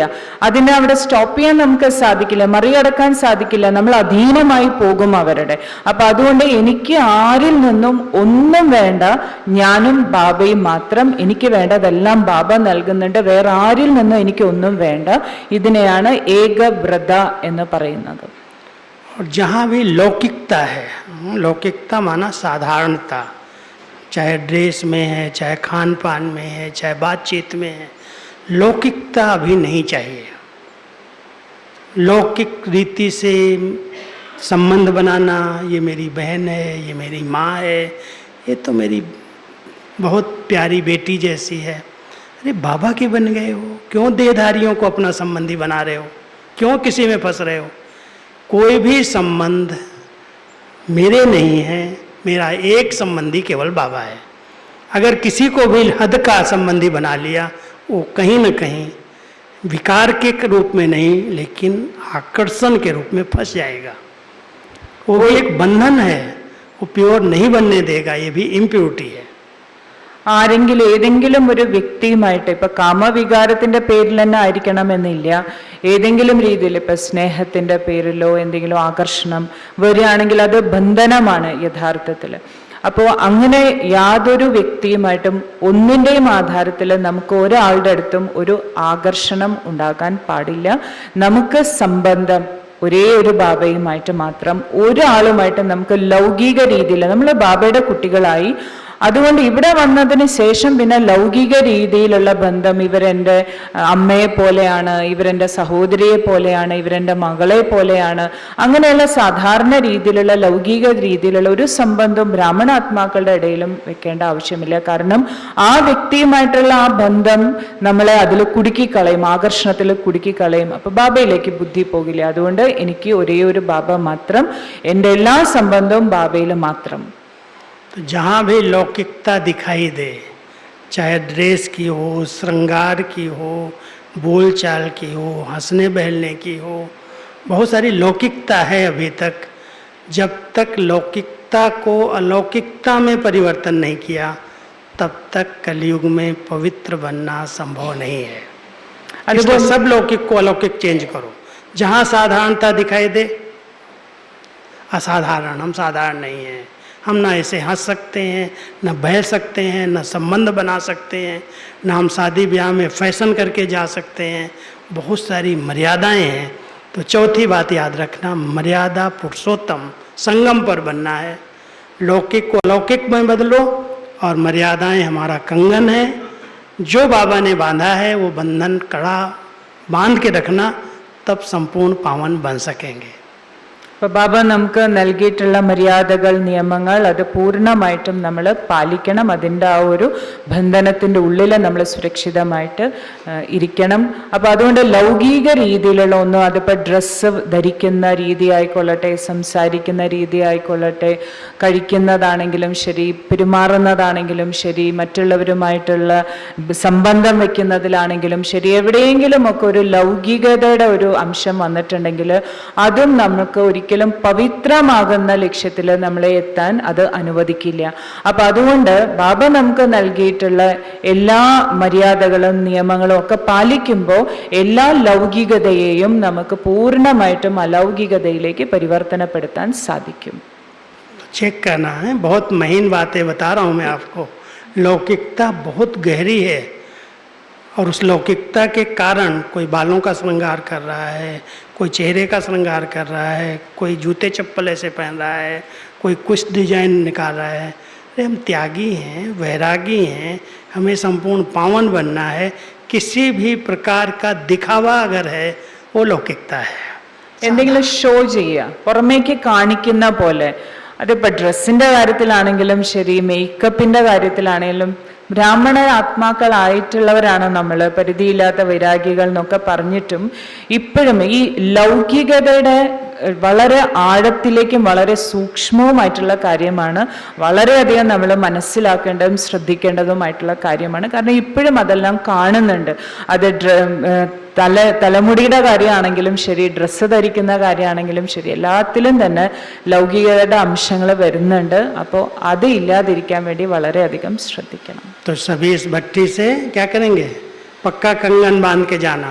जरा भी कहीं लूज हो उसको टाइट कर दो, तो बाबा अपने साथ संपन्न बना के ले जाएगा.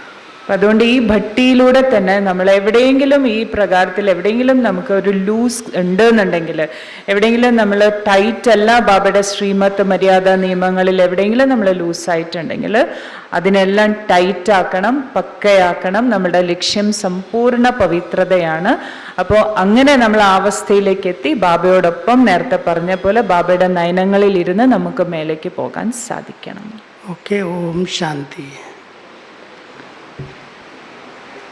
चलो अभी 5-7 मिनट के लिए कुछ कहना है, योग करके जाए. चलो शरीरी बनने का अभ्यास करो. देखो शरीर से डिटैच हो सकते हैं. सभी अपने अपने भ्रकुटी आसन पर बैठो. ഭൃഗുടിയാകുന്ന സിംഹാസനത്തിൽ ഇരിക്കൂ. തീർത്തും അശരീരി സ്ഥിതിയുടെ അനുഭവത്തിലേക്ക് വരൂ. अपने चमकते हुए सितारे को देखो. ഭൃഗുടിയാകുന്ന സിംഹാസനത്തിൽ തിളങ്ങിക്കൊണ്ടിരിക്കുന്ന നക്ഷത്രത്തെ സ്വയം കാണൂ.